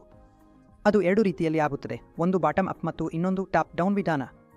ಟಾಪ್ ಡೌನ್ ವಿಧಾನದ ಬಗ್ಗೆ ಮಾತನಾಡುವಾಗ ಮೊದಲು ಫಂಡ್ ಮ್ಯಾನೇಜರ್ಗಳು ಯಾವುದೇ ಆರ್ಥಿಕ ವ್ಯವಸ್ಥೆಯ ಆರ್ಥಿಕ ಮಾನದಂಡಗಳನ್ನು ಪರಿಶೀಲಿಸುತ್ತಾರೆ. ಹಣದುಬ್ಬರ, ಬಡ್ಡಿದರಗಳು, GDP, ಹಣಕಾಸು ನೀತಿಗಳು, ನಮ್ಮ ಹಣಕಾಸಿನ ನಿಯತಾಂಕಗಳು ಏನೇ ಇರಲಿ, ಆರ್ಥಿಕ ನಿಯತಾಂಕಗಳು ಏನೇ ಇರಲಿ, ನಿಧಿ ವ್ಯವಸ್ಥಾಪಕರು ಆ ನಿಯತಾಂಕಗಳ ಮೇಲೆ ಆರ್ಥಿಕತೆಯನ್ನು ನಿರ್ಣಯಿಸುವ ಮೂಲಕ ಪ್ರಾರಂಭಿಸುತ್ತಾರೆ. ಮೇಲಿನಿಂದ ಕೆಳಕ್ಕೆ ಮೊದಲು ಆರ್ಥಿಕ ವ್ಯವಸ್ಥೆಯನ್ನು ವಿಶ್ಲೇಷಿಸುತ್ತಾರೆ. ಹಾಗಾಗಿ ಎಲ್ಲ ಮಾನದಂಡಗಳನ್ನು ವಿಶ್ಲೇಷಿಸಿದ ನಂತರ ಅವನು ಒಂದು ಕ್ಷೇತ್ರವನ್ನು ಆಯ್ಕೆ ಮಾಡುತ್ತಾನೆ. ಉದಾಹರಣೆಗೆ ಅವನು ಭಾರತೀಯ ಆರ್ಥಿಕ ವ್ಯವಸ್ಥೆಯನ್ನು ವಿಶ್ಲೇಷಿಸುತ್ತಿದ್ದರೆ ಮತ್ತು ಆ ವಿಶ್ಲೇಷಣೆಯ ನಂತರ ಅವನು ಹಣಕಾಸು ಕ್ಷೇತ್ರ, ಹಣಕಾಸು ಸೇವೆಗಳ ಕ್ಷೇತ್ರ, ಬ್ಯಾಂಕಿಂಗ್ ಕ್ಷೇತ್ರವನ್ನು ತಲುಪಿದ್ದಾನೆ. ಅದಾದ ನಂತರ ಅವನು ಸಂಪೂರ್ಣ ಬ್ಯಾಂಕಿಂಗ್ ಕ್ಷೇತ್ರವನ್ನು ವಿಶ್ಲೇಷಿಸುತ್ತಾನೆ. RBIಯನ್ನು ನೋಡುತ್ತಾನೆ. ನಮ್ಮ ಬ್ಯಾಂಕುಗಳು ಹೇಗೆ ಮೇಲ್ವಿಚಾರಣೆಯಲ್ಲಿವೆ, ಬ್ಯಾಂಕುಗಳ ಸ್ಥಿತಿ ಹೇಗಿದೆ, ಬ್ಯಾಂಕುಗಳ ಆದಾಯ ಏನು, ಭವಿಷ್ಯದಲ್ಲಿ ಅವುಗಳ ಬೆಳವಣಿಗೆ ಹೇಗಿರಬಹುದು ಎಂಬುದನ್ನು ಪರಿಶೀಲಿಸುತ್ತಾನೆ. ಅದಾದ ನಂತರ ಫಂಡ್ ಮ್ಯಾನೇಜರ್ ಆ ನಿರ್ದಿಷ್ಟ ಉದ್ಯಮವನ್ನು ನೋಡುತ್ತಾನೆ, ವಿಶ್ಲೇಷಿಸುತ್ತಾನೆ. ನಂತರ ಅವನು ಆ ಉದ್ಯಮದಿಂದ ಸ್ಟಾಕ್ ಆಯ್ಕೆ ಮಾಡುತ್ತಾನೆ. ಮೊದಲಿಗೆ ಟಾಪ್ನಲ್ಲಿ ಆರ್ಥಿಕತೆ ಇತ್ತು. 2ನೇ ಹಂತದಲ್ಲಿ ಅವನು ಉದ್ಯಮವನ್ನು ನೋಡುತ್ತಾನೆ ಮತ್ತು 3ನೇ ಹಂತದಲ್ಲಿ ಆ ಉದ್ಯಮದಿಂದ ಒಂದು ಸ್ಟಾಕ್ ಪ್ರೈಸ್ ಆಯ್ಕೆ ಮಾಡುತ್ತಾನೆ. ಹಾಗಾದರೆ ಈ ಪ್ರಕ್ರಿಯೆಯನ್ನು ನಾವು ಟಾಪ್ ಡೌನ್ ವಿಧಾನ ಎಂದು ಕರೆಯುತ್ತೇವೆ ಮತ್ತು ಇದನ್ನು ವಿರುದ್ಧವಾಗಿ ಮಾಡಿದರೆ ಅದನ್ನು ಬಾಟಮ್ ಅಪ್ ವಿಧಾನ ಎಂದು ಕರೆಯಲಾಗುತ್ತದೆ. ನಾವು ಇದನ್ನು ವಿರುದ್ಧವಾಗಿ ಮಾಡಿದರೆ ಅದನ್ನು ಬಾಟಮ್ ಅಪ್ ವಿಧಾನ ಎಂದು ಕರೆಯಲಾಗುತ್ತದೆ. ಅಲ್ಲಿ ಮೊದಲು ಫಂಡ್ ಮ್ಯಾನೇಜರ್ ಒಂದು ಸ್ಟಾಕ್ ಅನ್ನು ಆಯ್ಕೆ ಮಾಡುತ್ತಾನೆ. ಆ ಕಂಪನಿಯ ಎಲ್ಲಾ ಮೂಲಭೂತ ಅಂಶಗಳನ್ನು ಮತ್ತು ಭವಿಷ್ಯದಲ್ಲಿ ಆಗಬಹುದಾದ ಆದಾಯದ ಬೆಳವಣಿಗೆಯನ್ನು ಗಮನದಲ್ಲಿಟ್ಟುಕೊಂಡು ಸ್ಟಾಕ್ ಅನ್ನು ಆಯ್ಕೆ ಮಾಡಲಾಗುತ್ತದೆ. ನಂತರ ಇಂಡಸ್ಟ್ರಿಗೆ ಹೋಗುತ್ತಾರೆ ಮತ್ತು ಆಮೇಲೆ ಆರ್ಥಿಕತೆಯನ್ನು ವಿಶ್ಲೇಷಿಸುತ್ತಾರೆ. ಹಾಗಾಗಿ ಬಾಟಮ್ ಅಪ್ ವಿಧಾನದಲ್ಲಿ ಸಂಪೂರ್ಣವಾಗಿ ವಿರುದ್ಧವಾಗಿರುತ್ತದೆ. ಈಗ ನಾವು ಗೋಲ್ಡ್ ಫಂಡ್ಸ್ನ ಕಾರ್ಯಕ್ಷಮತೆಯನ್ನು ಪ್ರಭಾವಿಸುವ ಅಂಶಗಳ ಬಗ್ಗೆ ಮಾತನಾಡೋಣ. ಯಾವ ರೀತಿಯಲ್ಲಿ ಗೋಲ್ಡ್ ಫಂಡ್ನ ಕಾರ್ಯಕ್ಷಮತೆ ಮೇಲೆ ಪರಿಣಾಮ ಬೀರುತ್ತದೆ ಎಂಬುದನ್ನು ನೋಡೋಣ. ಯಾವ ಅಂಶಗಳನ್ನು ನಾವು ಗೋಲ್ಡ್ ಫಂಡ್ಸ್ನಲ್ಲಿ ಹೂಡಿಕೆ ಮಾಡುವ ಮೊದಲು ಪರಿಗಣಿಸಬೇಕು ಎಂಬುದನ್ನು ತಿಳಿದುಕೊಳ್ಳೋಣ. ನೋಡಿ, ಚಿನ್ನವನ್ನು ನಿಜವಾದ ಅಂತಾರಾಷ್ಟ್ರೀಯ ಆಸ್ತಿ ವರ್ಗ ಎಂದು ಹೇಳಲಾಗುತ್ತದೆ. ಚಿನ್ನದ ಬೆಲೆಗಳು ಅಂತಾರಾಷ್ಟ್ರೀಯವಾಗಿ ನಿರ್ಧರಿಸಲಾಗುತ್ತವೆ. ಅಮೆರಿಕದಲ್ಲಿ ಇರುವ ಚಿನ್ನದ ಬೆಲೆಗಳನ್ನು ನಾವು ಕೂಡ ಅನುಸರಿಸುತ್ತೇವೆ. NCXನಲ್ಲಿ ಚಿನ್ನದ ವ್ಯಾಪಾರವಾಗುವ ಬೆಲೆಗಳು ಕೂಡ ಅಂತಾರಾಷ್ಟ್ರೀಯ ಚಿನ್ನದ ಬೆಲೆಗಳಿಗೆ ಸರಿಹೊಂದಿರುತ್ತವೆ ಎಂದು ನೀವು ಹೇಳಬಹುದು. ಅದರ ಕಾರಣದಿಂದಲೇ ಯಾವಾಗಲಾದರೂ ಆರ್ಥಿಕ ಅಶಾಂತಿ ಉಂಟಾದಾಗ ಚಿನ್ನದ ಬೆಲೆಗಳು ಏರಿಕೆಯಾಗುತ್ತವೆ ಎಂದು ಹೇಳಲಾಗುತ್ತದೆ, ಏಕೆಂದರೆ ಚಿನ್ನವನ್ನು ಸುರಕ್ಷಿತ ಆಶ್ರಯವೆಂದು ಪರಿಗಣಿಸಲಾಗುತ್ತದೆ. ಯಾವಾಗ ಇಕ್ವಿಟಿಗಳು ಉತ್ತಮ ಪ್ರದರ್ಶನ ನೀಡುವುದಿಲ್ಲ, ಇಕ್ವಿಟಿಯಲ್ಲಿ ಕುಸಿತ ಬರುತ್ತದೆ, ಆಗ ಚಿನ್ನ ಮತ್ತು ಇಕ್ವಿಟಿಯ ನಡುವೆ ವಿರುದ್ಧ ಸಂಬಂಧ ಇರುತ್ತದೆ. ಇಕ್ವಿಟಿಗಳು ಕೆಳಗೆ ಬರುವುದರೊಂದಿಗೆ ಚಿನ್ನದ ಬೆಲೆಗಳು ತಕ್ಷಣವೇ ಏರಿಕೆಯಾಗುತ್ತವೆ. ಬಹುತೇಕ ದೇಶಗಳು ತಮ್ಮ ರಿಸರ್ವ್ಗಳಲ್ಲಿ ಚಿನ್ನವನ್ನು ಇಡುತ್ತವೆ. ಅವರ ವಿದೇಶಿ ವಿನಿಮಯ ಸಂಗ್ರಹಗಳಲ್ಲಿ ಚಿನ್ನವನ್ನು ಸೇರಿಸಿಕೊಳ್ಳುತ್ತಾರೆ. ಹಾಗೆ ದೊಡ್ಡ ಸಂಸ್ಥೆಗಳು, ಉದಾಹರಣೆಗೆ ಇಂಟರ್ನ್ಯಾಷನಲ್ ಮಾನಿಟರಿ ಫಂಡ್ ಮತ್ತು ಇತರ ಪ್ರಮುಖ ಅಂತಾರಾಷ್ಟ್ರೀಯ ಸಂಸ್ಥೆಗಳು ಚಿನ್ನವನ್ನು ಮಾರಾಟ ಅಥವಾ ಖರೀದಿ ಮಾಡಲು ಬಂದಾಗ ಚಿನ್ನದ ಮಾರುಕಟ್ಟೆ ತುಂಬಾ ಅಸ್ಥಿರವಾಗುತ್ತದೆ. ಅದಕ್ಕಾಗಿಯೇ ಚಿನ್ನದ ಬೆಲೆಗಳು ಅಂತಾರಾಷ್ಟ್ರೀಯ ಮಟ್ಟದಲ್ಲಿ ನಿರ್ಧಾರವಾಗುತ್ತವೆ. ಇದು ನಿಜವಾಗಿಯೂ ಒಂದು ಅಂತಾರಾಷ್ಟ್ರೀಯ ಆಸ್ತಿ ವರ್ಗವಾಗಿದೆ. ಹಾಗಾಗಿ ಇದರಲ್ಲಿ ಹೂಡಿಕೆ ಮಾಡುವ ಮೊದಲು ನಾವು ಈ ಎಲ್ಲ ವಿಷಯಗಳನ್ನು ಗಮನದಲ್ಲಿಡಬೇಕು. ಈಗ ರಿಯಲ್ ಎಸ್ಟೇಟ್ ಫಂಡ್ಸ್ನ ಕಾರ್ಯಕ್ಷಮತೆಯನ್ನು ಪ್ರಭಾವಿಸುವ ಅಂಶಗಳ ಬಗ್ಗೆ ಮಾತನಾಡೋಣ. ಯಾವ ಅಂಶಗಳು ರಿಯಲ್ ಎಸ್ಟೇಟ್ ಫಂಡ್ಸ್ಗಳನ್ನು ಪ್ರಭಾವಿಸುತ್ತವೆ ಎಂಬುದನ್ನು ನೋಡೋಣ. ಅವು ಯಾವುವು ಎಂಬುದನ್ನು ನೋಡೋಣ. ಆರ್ಥಿಕ ಪರಿಸ್ಥಿತಿ ನೋಡಲಾಗಿದೆ ಎಂದರೆ ಒಂದು ಆರ್ಥಿಕತೆಯಲ್ಲಿ ಕುಸಿತದ ಒತ್ತಡ ಇದ್ದಾಗ ಅಥವಾ ಆರ್ಥಿಕ ಬೆಳವಣಿಗೆ ಅಷ್ಟು ಉತ್ತಮವಾಗಿಲ್ಲದಿದ್ದಾಗ ಸಾಮಾನ್ಯವಾಗಿ ಹೂಡಿಕೆದಾರರು ತಮ್ಮ ರಿಯಲ್ ಎಸ್ಟೇಟ್ಗೆ ಹಣ ಹೂಡಲು ತೀರ್ಮಾನವನ್ನು ಸ್ವಲ್ಪ ವಿಳಂಬ ಮಾಡುತ್ತಾರೆ ಮತ್ತು ಆರ್ಥಿಕ ಪರಿಸ್ಥಿತಿಗಳು ಉತ್ತಮವಾಗುವವರೆಗೆ ಕಾಯುತ್ತಾರೆ. ಹಾಗಾಗಿ ಆರ್ಥಿಕ ಪರಿಸ್ಥಿತಿಗಳು ಉತ್ತಮವಾದ ಕೂಡಲೇ ಅವರು ಮತ್ತೆ ರಿಯಲ್ ಎಸ್ಟೇಟ್ಗೆ ಹೂಡಿಕೆ ಮಾಡಲು ಬರುತ್ತಾರೆ. ಇನ್ಫ್ರಾಸ್ಟ್ರಕ್ಚರ್ ಅಭಿವೃದ್ಧಿ ಎರಡನೇದು. ನೋಡಿ, ಯಾವ ಪ್ರದೇಶದಲ್ಲಾದರೂ ಇನ್ಫ್ರಾಸ್ಟ್ರಕ್ಚರ್ ಅಭಿವೃದ್ಧಿಯಾಗುತ್ತಿರುವಾಗ ಸ್ವಯಂಚಾಲಿತವಾಗಿ ರಿಯಲ್ ಎಸ್ಟೇಟ್ ಮೌಲ್ಯ ಹೆಚ್ಚಾಗುತ್ತದೆ. ಅಲ್ಲಿನ ಬೆಲೆಗಳು ಹೆಚ್ಚಾಗುತ್ತವೆ. ಹಾಗಾಗಿ ಕೈಗಾರಿಕಾ ಅಭಿವೃದ್ಧಿಯೂ ಕೂಡ ನಮ್ಮ ವಾಪಾಸಿಗೆ ಮತ್ತು ಕಾರ್ಯಕ್ಷಮತೆಗೆ ಬಹಳ ದೊಡ್ಡ ಪರಿಣಾಮ ಬೀರುವ ಅಂಶವಾಗಿದೆ ಮತ್ತು ಇದು ರಿಯಲ್ ಎಸ್ಟೇಟ್ ಫಂಡ್ಗಳಲ್ಲಿಯೂ ಅನ್ವಯಿಸುತ್ತದೆ. ಮೂರನೆಯದು ಬಡ್ಡಿದರಗಳು. ಯಾವಾಗ ಬಡ್ಡಿದರಗಳು ಕಡಿಮೆ ಇರುತ್ತವೆ ಮತ್ತು ಹಣವು ಮಾರುಕಟ್ಟೆಯಲ್ಲಿ ಸುಲಭವಾಗಿ ಲಭ್ಯವಿರುತ್ತದೆಯೋ ಆಗ ಜನರು ಸಾಲ ಪಡೆಯಲು ಬರುತ್ತಾರೆ ಮತ್ತು ಆ ಸಾಲವನ್ನು ಪಡೆದು ಆಸ್ತಿ ಖರೀದಿಸುತ್ತಾರೆ. ಅವರು ವಾಸಸ್ಥಳ ಆಸ್ತಿಯನ್ನು ಕೂಡ ಖರೀದಿಸಬಹುದು. ಹಾಗೂ ಹೂಡಿಕೆಗೆ ಸಂಬಂಧಿಸಿದಂತೆ ಇನ್ನೂ ಹೆಚ್ಚಿನ ವೃತ್ತಿಪರ ಹೂಡಿಕೆದಾರರು ರಿಯಲ್ ಎಸ್ಟೇಟ್ ಯೋಜನೆಗಳಲ್ಲಿಯೂ ಹೂಡಿಕೆ ಮಾಡುತ್ತಾರೆ. ಮಾರುಕಟ್ಟೆಯಲ್ಲಿ ಬಡ್ಡಿದರಗಳು ಕಡಿಮೆ ಇರುತ್ತವೆ ಮತ್ತು ಕಡಿಮೆ ದರದಲ್ಲಿ ಹಣ ಲಭ್ಯವಿರುತ್ತದೆ. ಆದರೆ ಬಡ್ಡಿದರಗಳ ಪರಿಸ್ಥಿತಿ ಸಂಪೂರ್ಣವಾಗಿ ಬೇರೆಯಾಗಿರುವಾಗ, ಬಡ್ಡಿದರಗಳು ಹೆಚ್ಚಾಗಿರುವಾಗ, ಸೈಕಲ್ ಮೇಲಿರುವಾಗ ಜನರು ತಮ್ಮ ನಿರ್ಧಾರವನ್ನು ಮುಂದೂಡುತ್ತಾರೆ, ವಿಳಂಬಗೊಳಿಸುತ್ತಾರೆ. ಹೀಗಾಗಿ ಬಡ್ಡಿದರಗಳು ಕೂಡ ಬಹುಪಾಲು ರಿಯಲ್ ಎಸ್ಟೇಟ್ ಬೆಲೆಗಳನ್ನು ಪ್ರಭಾವಿಸುತ್ತದೆ. ಇವುಗಳೇ ರಿಸ್ಕ್ಗಳು ಮತ್ತು ಕಾರ್ಯಕ್ಷಮತೆಯನ್ನು ಪ್ರಭಾವಿಸುವ ಅಂಶಗಳು. ಈಗ ನಾವು ರಿಟರ್ನ್ಸ್ ಬಗ್ಗೆ ಮಾತನಾಡೋಣ. ನಾವು ರಿಟರ್ನ್ಸ್ ಅನ್ನು ಯಾವ ರೀತಿಯಲ್ಲಿ ಅಳೆಯಬಹುದು ಎಂಬುದನ್ನು ನೋಡೋಣ. ನೋಡಿ, ಯಾವ ವಿಧಾನಗಳಿಂದ ರಿಟರ್ನ್ಸ್ ಅನ್ನು ಅಳೆಯಲಾಗುತ್ತದೆ ಎಂಬುದನ್ನು ನೋಡೋಣ. ಮೊದಲನೆಯದು ಸಿಂಪಲ್ ರಿಟರ್ನ್. ಸಿಂಪಲ್ ರಿಟರ್ನ್ ಅನ್ನು ಲೆಕ್ಕ ಹಾಕುವುದು ತುಂಬಾ ಸುಲಭ. ನಾನು ಯಾವುದೇ ಆಸ್ತಿ ವರ್ಗದಲ್ಲಿ ಅಥವಾ ಯಾವುದೇ ಮ್ಯೂಚುವಲ್ ಫಂಡ್ನಲ್ಲಿ ಅಥವಾ ಯಾವುದೇ ಷೇರುಗಳಲ್ಲಿ ಉದಾಹರಣೆಗೆ ₹100 ಹೂಡಿಕೆ ಮಾಡಿದ್ದೇನೆ ಮತ್ತು ಆ ಷೇರು ಅಥವಾ ಆ ಸೆಕ್ಯುರಿಟಿ ಅಥವಾ ಆ ಮ್ಯೂಚುವಲ್ ಫಂಡ್ ಅನ್ನು ₹110 ಮಾರುಕಟ್ಟೆ ಮೌಲ್ಯದಲ್ಲಿ ಮಾರಿದ್ದೇನೆ. ಹಾಗಾದರೆ ಈ ₹10 ಲಾಭವಾಗಿದೆ. ಹಾಗಾದರೆ ಈ ₹10 ಲಾಭವೇ ಒಂದು ರೀತಿಯಲ್ಲಿ ನನ್ನ ಸಿಂಪಲ್ ರಿಟರ್ನ್ ಆಗಿದೆ. ಅದು 10% ಆಗುತ್ತದೆ. ಇದನ್ನು ಶೇಕಡಾವಾರು ರೂಪದಲ್ಲಿ ಲೆಕ್ಕ ಹಾಕಿದರೆ 10% ಆಗುತ್ತದೆ. ಹಾಗಾಗಿ ಈ 10% ನನ್ನ ಸಿಂಪಲ್ ರಿಟರ್ನ್ ಆಗಿದೆ. ಸರಳವಾಗಿ ಹೇಳಬೇಕಾದರೆ ನಾನು ಸಿಂಪಲ್ ರಿಟರ್ನ್ ಅನ್ನು ಹೇಗೆ ಲೆಕ್ಕ ಹಾಕುತ್ತೇನೆ ಅಥವಾ ನಿಮಗೆ ಹೇಳಬೇಕಾದರೆ ಅದು ನನಗೆ ಬಂದ ನಿಖರವಾದ ಲಾಭವೇ. ಅದು ನನ್ನ ಸರಳ ಮಾಡುವಿಕೆ. ಈಗ ನಾವು ವಾರ್ಷಿಕೀಕೃತ ರಿಟರ್ನ್ ಬಗ್ಗೆ ಮಾತನಾಡೋಣ. ಈ ಉದಾಹರಣೆಯನ್ನು ಅರ್ಥ ಮಾಡಿಕೊಳ್ಳೋಣ. ಈ ಟೇಬಲ್ ನೋಡಿದಾಗ ನಮ್ಮ ಬಳಿ 2 ಹೂಡಿಕೆ ಆಯ್ಕೆಗಳು ಲಭ್ಯವಿವೆ ಮತ್ತು ಅವುಗಳ ರಿಟರ್ನ್ ಸಿನ್ಸ್ ಇನ್ಸೆಪ್ಷನ್ ಕ್ರಮವಾಗಿ 5% ಮತ್ತು 3% ಇದೆ. ಮೊದಲ ಹೂಡಿಕೆ 6 ತಿಂಗಳುಗಳ ಕಾಲ ಇತ್ತು ಮತ್ತು ಎರಡನೆಯದು 4 ತಿಂಗಳುಗಳ ಕಾಲ ಇದೆ. ಹೀಗಾಗಿ ರಿಟರ್ನ್ಸ್ ಸ್ಪಷ್ಟವಾಗಿಯೂ ಹೋಲಿಕೆ ಮಾಡಲು ಸಾಧ್ಯವಿಲ್ಲ, ಏಕೆಂದರೆ ಮೊದಲ ಹೂಡಿಕೆ ಆಯ್ಕೆಯಲ್ಲಿ ನಿಮಗೆ 5% ಲಾಭ ಬಂದಿದೆ. ಅದು ಕೇವಲ 6 ತಿಂಗಳು ಹೂಡಿಕೆ ಮಾಡಲಾಗಿತ್ತು ಮತ್ತು 3% ಲಾಭ ನೀಡಿದ ಹೂಡಿಕೆ ಕೇವಲ 4 ತಿಂಗಳು ಹೂಡಿಕೆ ಮಾಡಲಾಗಿತ್ತು. ಹಾಗಾದರೆ ಇದರಲ್ಲಿ ನಾವು ಹೇಗೆ ಲೆಕ್ಕ ಹಾಕಬೇಕು? ವಾರ್ಷಿಕ ರಿಟರ್ನ್ ಅನ್ನು ಲೆಕ್ಕ ಹಾಕುವ ಸೂತ್ರವನ್ನು ಇಲ್ಲಿ ತುಂಬಾ ಸರಳವಾಗಿ ನೀಡಲಾಗಿದೆ. ಸರಳ ರಿಟರ್ನ್ ಅನ್ನು 12ರಿಂದ ಗುಣಿಸಿ ನಂತರ ಸರಳ ರಿಟರ್ನ್ ಪಡೆದ ಅವಧಿಯ ತಿಂಗಳುಗಳಿಂದ ಭಾಗಿಸಬೇಕು. ಹಾಗಾದರೆ ಮೊದಲ ಹೂಡಿಕೆಗೆ 10% ವಾರ್ಷಿಕ ರಿಟರ್ನ್ ಬರುತ್ತದೆ ಮತ್ತು ಎರಡನೇ ಹೂಡಿಕೆಗೆ 9% ಬರುತ್ತದೆ. ಹೀಗಾಗಿ ವಾರ್ಷಿಕ ರಿಟರ್ನ್ ಎಷ್ಟು ಎಂಬುದು ತುಂಬಾ ಸ್ಪಷ್ಟವಾಗಿದೆ. ನಾನು 6 ತಿಂಗಳಲ್ಲಿ 6% ಗಳಿಸಿದ್ದರೆ 12 ತಿಂಗಳಲ್ಲಿ ನಾನು ಎಷ್ಟು ಗಳಿಸುತ್ತೇನೆ? ಹಾಗಾದರೆ 12 ತಿಂಗಳಲ್ಲಿ ಒಂದು ರೀತಿಯಲ್ಲಿ 12% ಗಳಿಸುತ್ತೇನೆ. ಈ ಸೂತ್ರವನ್ನು ಹಾಕಿದರೆ ಇದೇ ನಿಮ್ಮ ಉತ್ತರ ಬರುತ್ತದೆ. ಹಾಗಾದರೆ ವಾರ್ಷಿಕ ರಿಟರ್ನ್ ಅಂದರೆ ಆ ವರ್ಷದಲ್ಲಿ ನಾನು ಎಷ್ಟು ಗಳಿಸುತ್ತೇನೆ, ನನ್ನ ರಿಟರ್ನ್ ಎಷ್ಟು ಬಂದಿದೆ ಎಂಬುದನ್ನು ನಿರೀಕ್ಷಿಸಿ. ಈಗ ನಾವು ಸಂಯುಕ್ತ ರಿಟರ್ನ್ ಕಡೆಗೆ ಹೋಗೋಣ. ಸಂಯುಕ್ತ ರಿಟರ್ನ್ ಏನು ಮಾಡುತ್ತದೆ? ಇದನ್ನು ನಾವು ಚಕ್ರವೃದ್ಧಿ ರಿಟರ್ನ್ ಅಥವಾ ಚಕ್ರವೃದ್ಧಿ ಬಡ್ಡಿ ಎಂದು ಕೂಡ ಕರೆಯುತ್ತೇವೆ. ಸಂಯುಕ್ತ ಹಿಂತಿರುಗಿಸುತ್ತದೆ. ಬನ್ನಿ, ಸಂಯುಕ್ತ ರಿಟರ್ನ್ ಎಂದರೆ ಏನು ಎಂಬುದನ್ನು ಅರ್ಥ ಮಾಡಿಕೊಳ್ಳೋಣ. ಯಾವಾಗಲಾದರೂ ನಮಗೆ ಯಾವುದೇ ರಿಟರ್ನ್ ಅಥವಾ ಬಡ್ಡಿ ಯಾವುದೇ ಹೂಡಿಕೆ ಮೊತ್ತದ ಮೇಲೆ ಸಿಗುತ್ತದೆ ಮತ್ತು ನಾವು ಆ ರಿಟರ್ನ್ ಅಥವಾ ಹೂಡಿಕೆ ಮೊತ್ತವನ್ನು ಮತ್ತೆ ಹೂಡಿಕೆ ಮಾಡುತ್ತೇವೆ ಬೆಳೆಯಲು. ಅದನ್ನು ಸಂಯುಕ್ತ ರಿಟರ್ನ್ ಎಂದು ಕರೆಯುತ್ತಾರೆ. ಈ ಟೇಬಲ್ ಮೂಲಕ ಅರ್ಥ ಮಾಡಿಕೊಳ್ಳೋಣ. ನೀವು ₹10,000 ಹೂಡಿದ್ದೀರಿ 10% ದರದಲ್ಲಿ ಮತ್ತು ನಿಮ್ಮ ಕ್ಲೋಸಿಂಗ್ ಬ್ಯಾಲೆನ್ಸ್ 1 ವರ್ಷದ ನಂತರ 11,000 ಆಗುತ್ತದೆ. ಹಾಗಾದರೆ 10,000ದ 10% ಎಂದರೆ ₹1,000 ಮತ್ತು ನಿಮ್ಮದು ₹11,000 ಆಗುತ್ತದೆ. ಎರಡನೇ ವರ್ಷದಲ್ಲಿ ನಿಮ್ಮ ₹11,000ಗೆ ಮತ್ತೆ 10% ರಿಟರ್ನ್ ಬರುತ್ತದೆ. ಅಂದರೆ 11,000ಕ್ಕೆ ₹1,100 ಸೇರಿಸಲಾಗುತ್ತದೆ. ಹಾಗಾದರೆ ₹17,100 ನಿಮ್ಮ ನೆಟ್ ಮೊತ್ತವಾಗುತ್ತದೆ ಮತ್ತು ಮೂರನೇ ವರ್ಷದಲ್ಲಿ 17,100ರ ಮೇಲೆ ಮತ್ತೆ 10% ರಿಟರ್ನ್ ಬರುತ್ತದೆ. ಅಂದರೆ ₹1 210 ಮತ್ತೆ ಸಿಗುತ್ತದೆ. ಹೀಗಾಗಿ ₹13,310 ಆಗುತ್ತದೆ. ಹಾಗಾದರೆ ನೀವು ₹10,000 ಹೂಡಿದ್ದೀರಿ ಮತ್ತು ಅದು ₹13,310 ಆಗಿದೆ. ಇದು ಒಂದು ರೀತಿಯಲ್ಲಿ ಸಂಯೋಜಿತ ಕಂಪೌಂಡಿಂಗ್ ಆಗಿದೆ. ನೀವು ಇಲ್ಲಿ ಸಂಯೋಜಿತ ರಿಟರ್ನ್ ಪಡೆದಿದ್ದೀರಿ. ಹೇಗೆ ₹10,000 ₹13,300 ಆಗಿದೆ ಎಂಬುದನ್ನು ನೋಡಿದರೆ ಇದು ಸಂಯೋಜಿತ ರಿಟರ್ನ್ಸ್ ಆಗಿದೆ. ನಿಮ್ಮ ರಿಟರ್ನ್ಸ್ ಇಲ್ಲಿ ಸಂಯೋಜಿತವಾಗುತ್ತಿವೆ. ಅಂದರೆ ಕಂಪೌಂಡ್ನಲ್ಲಿ ಯಾವ ಇಂಟರೆಸ್ಟ್ ಅಥವಾ ಕ್ಯಾಪಿಟಲ್ ಗೇನ್ಸ್ ಇದ್ದರೂ ಅವು ನಿಮ್ಮ ಹೂಡಿಕೆಯ ಮೊತ್ತದ ಜೊತೆಗೆ ಮರುಹೂಡಿಕೆ ಆಗುತ್ತವೆ. ಈಗ ಸಂಯೋಜಿತ ವಾರ್ಷಿಕ ಬೆಳವಣಿಗೆಯ ದರದ ಬಗ್ಗೆ ಮಾತನಾಡೋಣ. ಮ್ಯೂಚುವಲ್ ಫಂಡ್ ಸಂವಹನಗಳಲ್ಲಿ ನೀವು CGR ಎಂಬ ಹೆಸರನ್ನು ಕೇಳಿರಬಹುದು. ಇದನ್ನು ನಾವು ಸಂಯೋಜಿತ ವಾರ್ಷಿಕ ಬೆಳವಣಿಗೆ ದರ ಕಂಪೌಂಡೆಡ್ ಅನ್ಯುವಲ್ ಗ್ರೋತ್ ರೇಟ್ ಎಂದು ಕರೆಯುತ್ತೇವೆ. ಬನ್ನಿ, CGR ಎಂದರೆ ಏನು ಎಂಬುದನ್ನು ಅರ್ಥ ಮಾಡಿಕೊಳ್ಳೋಣ. ಸಂಯೋಜಿತ ವಾರ್ಷಿಕ ಬೆಳವಣಿಗೆ ದರ ಅಥವಾ CGR ಎಂದರೆ ಒಂದು ಹೂಡಿಕೆಗೆ ನಿರ್ದಿಷ್ಟ ಅವಧಿಯಲ್ಲಿ ಒಂದು ಮೌಲ್ಯದಿಂದ ಮತ್ತೊಂದು ಮೌಲ್ಯಕ್ಕೆ ಸಾಗುವ ಸರಾಸರಿ ದರ. ನಿಮ್ಮ ಬಳಿ ಒಂದು ಅವಧಿ ಇರುತ್ತದೆ, ಇದರಲ್ಲಿ ಮತ್ತು ಒಂದು ಸುರಕ್ಷಿತೆಯ ಪ್ರಾರಂಭಿಕ ಮೌಲ್ಯ ಹಾಗೂ ಹೂಡಿಕೆ ಅವಧಿಯ ಅಂತ್ಯದಲ್ಲಿ ಅದರ ಮಾರುಕಟ್ಟೆ ಮೌಲ್ಯ ಇರುತ್ತದೆ. ಹೀಗಾಗಿ ನಿಮಗೆ ಈ 2 ಮೌಲ್ಯಗಳು ಮತ್ತು ಆ ಹಿಂತಿರುಗುವ ದರ ಬೇಕಾಗುತ್ತದೆ. ನಿಮ್ಮ ಹೂಡಿಕೆ ಆ ಅವಧಿಯಲ್ಲಿ ವರ್ಷಕ್ಕೆ ಎಷ್ಟು ಸರಾಸರಿ ಹಿಂತಿರುಗುವ ದರದಲ್ಲಿ ಬೆಳೆಯುತ್ತದೆಯೋ ಅದನ್ನು ಸಿಜಿಆರ್ ಎಂದು ಕರೆಯಲಾಗುತ್ತದೆ.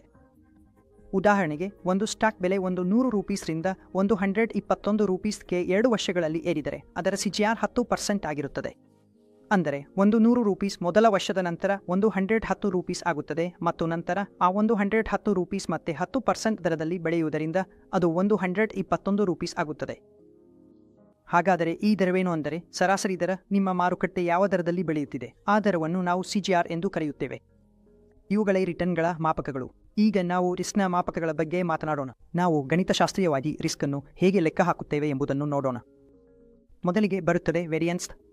ವೇರಿಯನ್ಸ್ ಎಂದರೆ ಏನು? ಯಾಕೆ ಇದನ್ನು ಲೆಕ್ಕ ಹಾಕಲಾಗುತ್ತದೆ? ಈ ಉದಾಹರಣೆಯ ಮೂಲಕ ನಾವು ಅರ್ಥ ಮಾಡಿಕೊಳ್ಳೋಣ. ಕೊಟ್ಟಿರುವ ಟೇಬಲ್ನಲ್ಲಿ 2 ಯೋಜನೆಗಳಿವೆ. ಅವುಗಳ ಮಾಸಿಕ ರಿಟರ್ನ್ಗಳಿವೆ. ಸ್ಕೀಮ್ ಎಯ ಮಾಸಿಕ ರಿಟರ್ನ್ 5% ಬರುತ್ತಿದೆ. 2ನೇ ತಿಂಗಳಲ್ಲಿ 4%, ನಂತರ 3ನೇ ತಿಂಗಳಲ್ಲಿ ಮತ್ತೆ 5% ಮತ್ತು 4ನೇ ತಿಂಗಳಲ್ಲಿ ಮತ್ತೆ 6% ಬರುತ್ತದೆ. ಅದು ಸ್ಕೀಮ್ 2 ಆಗಿದೆ. 5 ಕಡಿತ 5%, 10% ಮತ್ತು 5% ಎಂದು ನೀವು ನೋಡಬಹುದು. ಸ್ಕೀಮ್ 1 ಸ್ವಲ್ಪ ಸ್ಥಿರವಾಗಿದೆ. ಸ್ಕೀಮ್ 1ನ ಸರಾಸರಿ ರಿಟರ್ನ್ 5% ಆಗಿದೆ ಮತ್ತು ಸ್ಕೀಮ್ 2ಯ ಸರಾಸರಿ ರಿಟರ್ನ್ 4.25% ಆಗಿದೆ. ಆದರೆ 2ನೇ ತಿಂಗಳಲ್ಲಿ ಸ್ಕೀಮ್ 2ರ ಚಂಚಲತೆಯನ್ನು ನೋಡಿ. ಮೊದಲ ತಿಂಗಳಲ್ಲಿ 5% ಇದೆ, ಆದರೆ 2ನೇ ತಿಂಗಳಲ್ಲಿ ಅದು -5% ಆಗಿದೆ. 3ನೇ ತಿಂಗಳಲ್ಲಿ ಮತ್ತೆ +10% ಆಗಿದೆ ಮತ್ತು 4ನೇ ತಿಂಗಳಲ್ಲಿ ಮತ್ತೆ 5% ಆಗಿದೆ. ಅಂದರೆ ಈ ರಿಟರ್ನ್ನಲ್ಲಿ ಇಷ್ಟು ಭಾರಿ ವೋಲಾಟಿಲಿಟಿ ಇದೆ. ಇದರಲ್ಲಿ ಇಷ್ಟು ಹೆಚ್ಚಿನ ವೋಲಾಟಿಲಿಟಿ ಮತ್ತು ವ್ಯತ್ಯಾಸ ಇದೆ. ಹಾಗಾಗಿ ನಾವು ಇದರ ವೇರಿಯನ್ಸ್ ಲೆಕ್ಕ ಹಾಕಿದರೆ ಅದು 0.667 ಬರುತ್ತದೆ. ಸ್ಕೀಮ್ 1 ಮತ್ತು ಸ್ಕೀಮ್ 2 ನೋಡಿ ಎಷ್ಟು ಹೆಚ್ಚು, 30.5. ಹಾಗಾದರೆ ನಾವು ಯಾವ ಸ್ಕೀಮ್ ಅನ್ನು ಆಯ್ಕೆ ಮಾಡಬೇಕು ಎಂದರೆ ಅದರ ವೇರಿಯನ್ಸ್ ಕಡಿಮೆ ಇರುವುದನ್ನು, ಅಂದರೆ ಅದರ ರಿಟರ್ನ್ಗಳು ಕಡಿಮೆ ಮಟ್ಟದಲ್ಲಿ ಫ್ಲಕ್ಚುಯೇಟ್ ಆಗುವವುಗಳನ್ನು ನಾವು ಆರಿಸಬೇಕು. ಸಾಮಾನ್ಯವಾಗಿ ಈ ಟೂಲ್ಗಳನ್ನು 2 ಫಂಡ್ಗಳನ್ನು ಹೋಲಿಸಲು ಬಳಸಲಾಗುತ್ತದೆ ಮತ್ತು ನಾವು ವೇರಿಯನ್ಸ್ ಅನ್ನು ಲೆಕ್ಕ ಹಾಕಬಹುದು. MS ಎಕ್ಸೆಲ್ನ ಸೂತ್ರವನ್ನು ಬಳಸಿಕೊಂಡು, ಸೂತ್ರ ನಿಮ್ಮ ಮುಂದೆ ಇದೆ. ಇದನ್ನು ಬಳಸಿಕೊಂಡು ನಾವು ವೇರಿಯನ್ಸ್ ಅನ್ನು ಲೆಕ್ಕ ಹಾಕಬಹುದು. ಮತ್ತೊಮ್ಮೆ ವೇರಿಯನ್ಸ್ ಎನ್ನುವುದು ರಿಸ್ಕ್ನ ಒಂದು ಮಾಪಕವಾಗಿದ್ದು ಇದು ಇಕ್ವಿಟಿ ಮತ್ತು ಡೆಟ್ ಸ್ಕೀಮ್ಗಳ ಎರಡಕ್ಕೂ ಸಂಬಂಧಿಸಿದೆ. ಆದರೆ ಬಹುಮುಖ್ಯವಾದ ವಿಷಯವೆಂದರೆ ವೇರಿಯನ್ಸ್ ಎನ್ನುವುದು ರಿಸ್ಕ್ನ ಒಂದು ಮಾಪಕವಾಗಿದ್ದು ಇದು ಡೆಟ್ ಮತ್ತು ಇಕ್ವಿಟಿ ಸ್ಕೀಮ್ಗಳ ಎರಡಕ್ಕೂ ಸಂಬಂಧಿಸಿದೆ. ಈಗ ನಾವು ಸ್ಟ್ಯಾಂಡರ್ಡ್ ಡೆವಿಯೇಷನ್ ಬಗ್ಗೆ ಮಾತನಾಡೋಣ. ವೇರಿಯನ್ಸ್ನಂತೆ ಸ್ಟ್ಯಾಂಡರ್ಡ್ ಡೆವಿಯೇಷನ್ ಕೂಡ ರಿಸ್ಕ್ ಮತ್ತು ಗಣಿತವನ್ನು ಅಳೆಯಲು ಬಳಸಲಾಗುತ್ತದೆ. ಹೇಳಬೇಕಾದರೆ ಸ್ಟ್ಯಾಂಡರ್ಡ್ ಡೆವಿಯೇಷನ್ ಅನ್ನು ವೇರಿಯನ್ಸ್ನ ವರ್ಗಮೂಲ ಎಂದು ಕರೆಯುತ್ತಾರೆ. ಅಂದರೆ ನಮ್ಮ ವೇರಿಯನ್ಸ್ ಬಂದಿದ್ದನ್ನು ವರ್ಗಮೂಲ ತೆಗೆದರೆ ನಿಮ್ಮ ಸ್ಟ್ಯಾಂಡರ್ಡ್ ಡೆವಿಯೇಷನ್ ಸಿಗುತ್ತದೆ. ಮತ್ತೊಮ್ಮೆ ಸ್ಟ್ಯಾಂಡರ್ಡ್ ಡೆವಿಯೇಷನ್ ಕೂಡ ಅದೇ ವಿಷಯವನ್ನು ಹೇಳುತ್ತದೆ. ನಾನು ನಿಮಗೆ ಹೇಳಿದಂತೆ ರಿಟರ್ನ್ಸ್ನಲ್ಲಿ ಸರಾಸರಿ ಎಷ್ಟು ಫ್ಲಕ್ಚುಯೇಷನ್ ಆಗುತ್ತಿದೆ ಎಂಬುದನ್ನು. ಫ್ಲಕ್ಚುಯೇಷನ್ ಹೆಚ್ಚು ಇದ್ದರೆ ಅದು ಕೆಟ್ಟದು. ಹಾಗಾಗಿ ನೀವು ಯಾವುದೇ 2 ಯೋಜನೆಗಳನ್ನು ಪರಿಗಣಿಸಿ 2 ಯೋಜನೆಗಳನ್ನು ಹೋಲಿಕೆ ಮಾಡುತ್ತಿದ್ದರೆ ಯಾವುದರಲ್ಲಿ ಸ್ಟ್ಯಾಂಡರ್ಡ್ ಡೆವಿಯೇಷನ್ ಕಡಿಮೆ ಇದೆಯೋ ಅದನ್ನು ನಾವು ಆದ್ಯತೆ ನೀಡುತ್ತೇವೆ.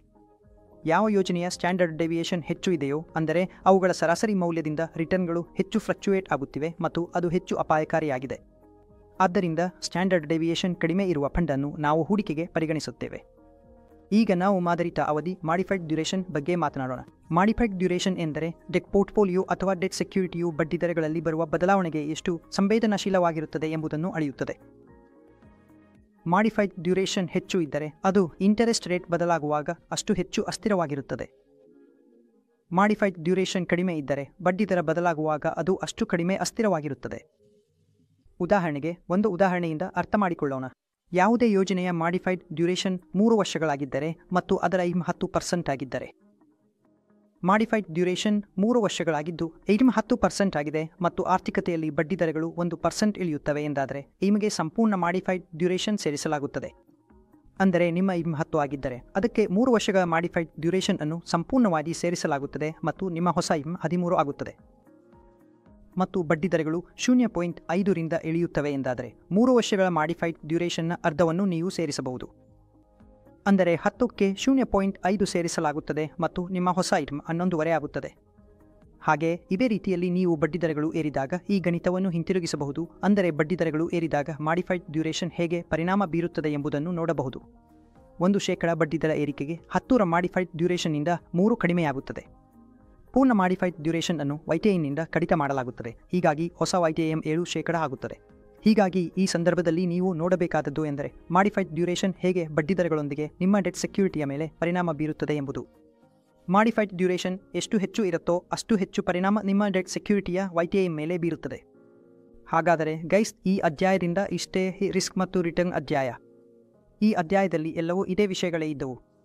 ಇವುಗಳ ಮೇಲೆ ಪ್ರಶ್ನೆಗಳು ಆಧಾರಿತವಾಗಿರುತ್ತವೆ. ಈಗ ನಾವು ಸ್ವಲ್ಪ ಪ್ರಶ್ನೆಗಳನ್ನು ನೋಡೋಣ. ಈ ಅಧ್ಯಾಯಕ್ಕೆ ಸಂಬಂಧಿಸಿದಂತೆ ಯಾವ ಪ್ರಶ್ನೆಗಳು ಬರುತ್ತವೆ ಎಂಬುದನ್ನು ನೋಡೋಣ. ಪ್ರಶ್ನೆ ಸಂಖ್ಯೆ 1. ಸರ್ಕಾರದ ಸೆಕ್ಯೂರಿಟಿಗಳು ಸಂಪೂರ್ಣವಾಗಿ ರಿಸ್ಕ್ ಫ್ರೀ ಎಂದು ಪರಿಗಣಿಸಬಹುದೇ? ಸತ್ಯ ಅಥವಾ ಸುಳ್ಳು ಎಂದು ಹೇಳಿ. ನಾವು ಸರ್ಕಾರದ ಸೆಕ್ಯೂರಿಟಿಗಳನ್ನು ರಿಸ್ಕ್ ಫ್ರೀ ಎಂದು ಪರಿಗಣಿಸಬಹುದು. ಈ ಹೇಳಿಕೆ ಸರಿಯೇ ತಪ್ಪೇ? ಸಾಮಾನ್ಯವಾಗಿ ಸರ್ಕಾರದ ಸೆಕ್ಯೂರಿಟಿಗಳನ್ನು ರಿಸ್ಕ್ ಫ್ರೀ ಎಂದು ಪರಿಗಣಿಸಲಾಗುತ್ತದೆ. ಮತ್ತು ನಾವು ರಿಸ್ಕ್ ಫ್ರೀ ದರದ ಬಗ್ಗೆ ಮಾತನಾಡುವಾಗ ನಾವು ಸರ್ಕಾರದ ಬಾಂಡ್ಗಳು AAA ರೇಟೆಡ್ ಅವುಗಳನ್ನೇ ಉಲ್ಲೇಖಿಸುತ್ತೇವೆ. ಹೀಗಾಗಿ ಈ ಹೇಳಿಕೆ ಒಂದು ರೀತಿಯಲ್ಲಿ ಸತ್ಯವಾಗಿದೆ. ಎರಡನೇ ಪ್ರಶ್ನೆ, ಅನಸಿಸ್ಟಮ್ಯಾಟಿಕ್ ರಿಸ್ಕ್ ಅನ್ನು ಡೈವರ್ಸಿಫಿಕೇಷನ್ ಮೂಲಕ ಕಡಿಮೆ ಮಾಡಬಹುದು. ನಾವು ತಿಳಿದುಕೊಂಡಿದ್ದೇವೆ, ಅನಸಿಸ್ಟಮ್ಯಾಟಿಕ್ ರಿಸ್ಕ್ ಎಂದರೆ ಕಂಪನಿಗೆ ವಿಶೇಷವಾದ ಅಪಾಯ, ಅದನ್ನು ನಾವು ಡೈವರ್ಸಿಫೈ ಮಾಡಿ ಶೂನ್ಯ ಮಟ್ಟಕ್ಕೆ ತಲುಪಿಸಬಹುದು. ಹೀಗಾಗಿ ಈ ಹೇಳಿಕೆ ಸತ್ಯವಾಗಿದೆ. ಮೂರನೇ ಪ್ರಶ್ನೆ, ಕೆಳಗಿನ ಯಾವ ವಿಶ್ಲೇಷಣೆಯ ಪ್ರಕಾರ ಬೆಲೆ ಮತ್ತು ವಾಲ್ಯೂಮ್ ಡೇಟಾವನ್ನು ಟ್ರ್ಯಾಕ್ ಮಾಡಲಾಗುತ್ತದೆ? ಟ್ರೇಡಿಂಗ್ಗೆ ಸಂಬಂಧಿಸಿದಂತೆ ಪ್ರಮಾಣಾತ್ಮಕ ವಿಶ್ಲೇಷಣೆ, ಫಂಡಮೆಂಟಲ್, ಟೆಕ್ನಿಕಲ್ ಅಥವಾ ಸಿಚುವೇಶನ್ ವಿಶ್ಲೇಷಣೆ. ನಾವು ಚೆನ್ನಾಗಿ ನೋಡಿದ್ದೇವೆ, ನಾವು ಬೆಲೆ ಮತ್ತು ವಾಲ್ಯೂಮ್ ಬಗ್ಗೆ ಡೇಟಾ ಬಗ್ಗೆ ಮಾತನಾಡುವಾಗ ಅದು ನಮ್ಮ ಟೆಕ್ನಿಕಲ್ ವಿಶ್ಲೇಷಣೆಯ ಭಾಗವಾಗಿರುತ್ತದೆ. ಹೀಗಾಗಿ ಉತ್ತರವು ಸಿ, ಟೆಕ್ನಿಕಲ್ ವಿಶ್ಲೇಷಣೆ. ಯಾವಾಗ ಒಂದು ವಿಶ್ಲೇಷಣೆ ಬೆಲೆ ಮತ್ತು ವಾಲ್ಯೂಮ್ ಅನ್ನು ಟ್ರ್ಯಾಕ್ ಮಾಡುತ್ತದೆ, ಆ ಸೆಕ್ಯೂರಿಟಿಯ ಬೆಲೆಯ ಭವಿಷ್ಯ ಚಲನವಲನವನ್ನು ಊಹಿಸಲು ಅದನ್ನು ನಾವು ಟೆಕ್ನಿಕಲ್ ವಿಶ್ಲೇಷಣೆ ಎಂದು ಕರೆಯುತ್ತೇವೆ. ಪ್ರಶ್ನೆ ಸಂಖ್ಯೆ 4. ಒಬ್ಬ ಹೂಡಿಕೆದಾರನು ಸ್ಕೀಮಿಯಲ್ಲಿ ಹೂಡಿಕೆ ಮಾಡಿದಾಗ ನ್ಯಾವಿ ₹120 ಇತ್ತು. ಹೂಡಿಕೆದಾರನು ₹135ಗೆ ಹೂಡಿಕೆಯನ್ನು ರಿಡೀಮ್ ಮಾಡಿದ್ದಾರೆ. ಸರಳ ವಾಪಾಸಿಯನ್ನು ಲೆಕ್ಕಹಾಕಿ. ನ್ಯಾವಿ ₹120 ಇತ್ತು, ₹135ಗೆ ರಿಡೆಂಪ್ಷನ್ ಆಗಿದೆ. ಹೀಗಾಗಿ ಈಗ ಸರಳ ವಾಪಾಸಿಯನ್ನು ಲೆಕ್ಕಹಾಕಿ. ಹಾಗಾದರೆ ಸರಳ ವಾಪಾಸಿ ಎಷ್ಟು? ₹135ರಿಂದ ₹120 ಕಡಿತ ಮಾಡಿದರೆ ಅಂದರೆ ₹15. ಅದನ್ನು ನಾವು ₹120ಇಂದ ಭಾಗಿಸಬೇಕು. ಹಾಗಾದರೆ 15 ಭಾಗಿಸಿ 120, 15 ಭಾಗಿಸಿ 120 ಅಂದರೆ 12.5. ಅಂದರೆ ಉತ್ತರವು ಸಿ, 12.5%. ಕೆಳಗಿನವುಗಳಲ್ಲಿ ಯಾವುದು ಇಕ್ವಿಟಿ ಮ್ಯೂಚುವಲ್ ಫಂಡ್ ಯೋಜನೆಯಲ್ಲಿ ನಿಯಮಿತ ವಾಪಾಸಿಗಳಲ್ಲಿನ ಏರಿಳಿತಗಳನ್ನು ಅಳೆಯುವ ಪ್ರಮುಖ ಮಾಪಕವಾಗಿದೆ? ಇವುಗಳಲ್ಲಿ ಯಾವುದು ಮ್ಯೂಚುವಲ್ ಫಂಡ್ ಯೋಜನೆಯಲ್ಲಿನ ಏರಿಳಿತಗಳನ್ನು ಅಳೆಯುವ ಪ್ರಮುಖ ಮಾಪಕವಾಗಿದೆ? ರಿಟರ್ನ್ಸ್. ನಾವು ರಿಟರ್ನ್ಸ್ ಬಗ್ಗೆ ಮಾತನಾಡುವಾಗ ರಿಟರ್ನ್ಸ್ನ ಏರಿಳಿತವನ್ನು ಅಳೆಯುವ ಯಾವ ಮಾಪಕ ಇದರಲ್ಲಿ ಇದೆ? ಮೊದಲದು ವೇರಿಯನ್ಸ್, ಶಾರ್ಪ್ ಅನುಪಾತ, ಮಾರ್ಪಡಿಸಿದ ಅವಧಿ ಮತ್ತು ಜಿನ್ಸನ್ ಆಲ್ಫಾ. ಹಾಗಾದರೆ ನಾವು ಓದಿದಂತೆ ವೇರಿಯನ್ಸ್ ಎಂಬುದು ಪೀರಿಯಾಡಿಕ್ ರಿಟರ್ನ್ಸ್ನ ಏರಿಳಿತವನ್ನು ಅಳೆಯುತ್ತದೆ. ಹಾಗಾಗಿ ಉತ್ತರವೇ ವೇರಿಯನ್ಸ್. ಹಾಗಾದರೆ ಸ್ನೇಹಿತರೆ, ಈ ವಿಡಿಯೋವನ್ನು ನೋಡಿದ್ದಕ್ಕಾಗಿ ಮತ್ತು ನಮ್ಮ ಇನ್ನಿತರ ವಿಡಿಯೋಗಳನ್ನು ನೋಡಿದ್ದಕ್ಕಾಗಿ ತುಂಬ ಧನ್ಯವಾದಗಳು. ನಿಮಗೆ ಯಾವುದೇ ವಿಷಯದ ಮೇಲೆ ನೆಸ್ಸಮಕ್ ಸಂಬಂಧಿತ ಅಥವಾ ಮ್ಯೂಚುವಲ್ ಫಂಡ್ ಸಂಬಂಧಿತ ವಿಡಿಯೋ ಬೇಕಿದ್ದರೆ ದಯವಿಟ್ಟು ಕಾಮೆಂಟ್ ಮಾಡಿ ನಮಗೆ ತಿಳಿಸಿ. ನಿಮಗೆ ವಿಡಿಯೋ ಇಷ್ಟವಾದರೆ ದಯವಿಟ್ಟು ಲೈಕ್ ಮಾಡಿ ಮತ್ತು ನಮ್ಮ ಚಾನೆಲ್ಗೆ ಸಬ್ಸ್ಕ್ರೈಬ್ ಮಾಡಿ. ತುಂಬ ಧನ್ಯವಾದಗಳು.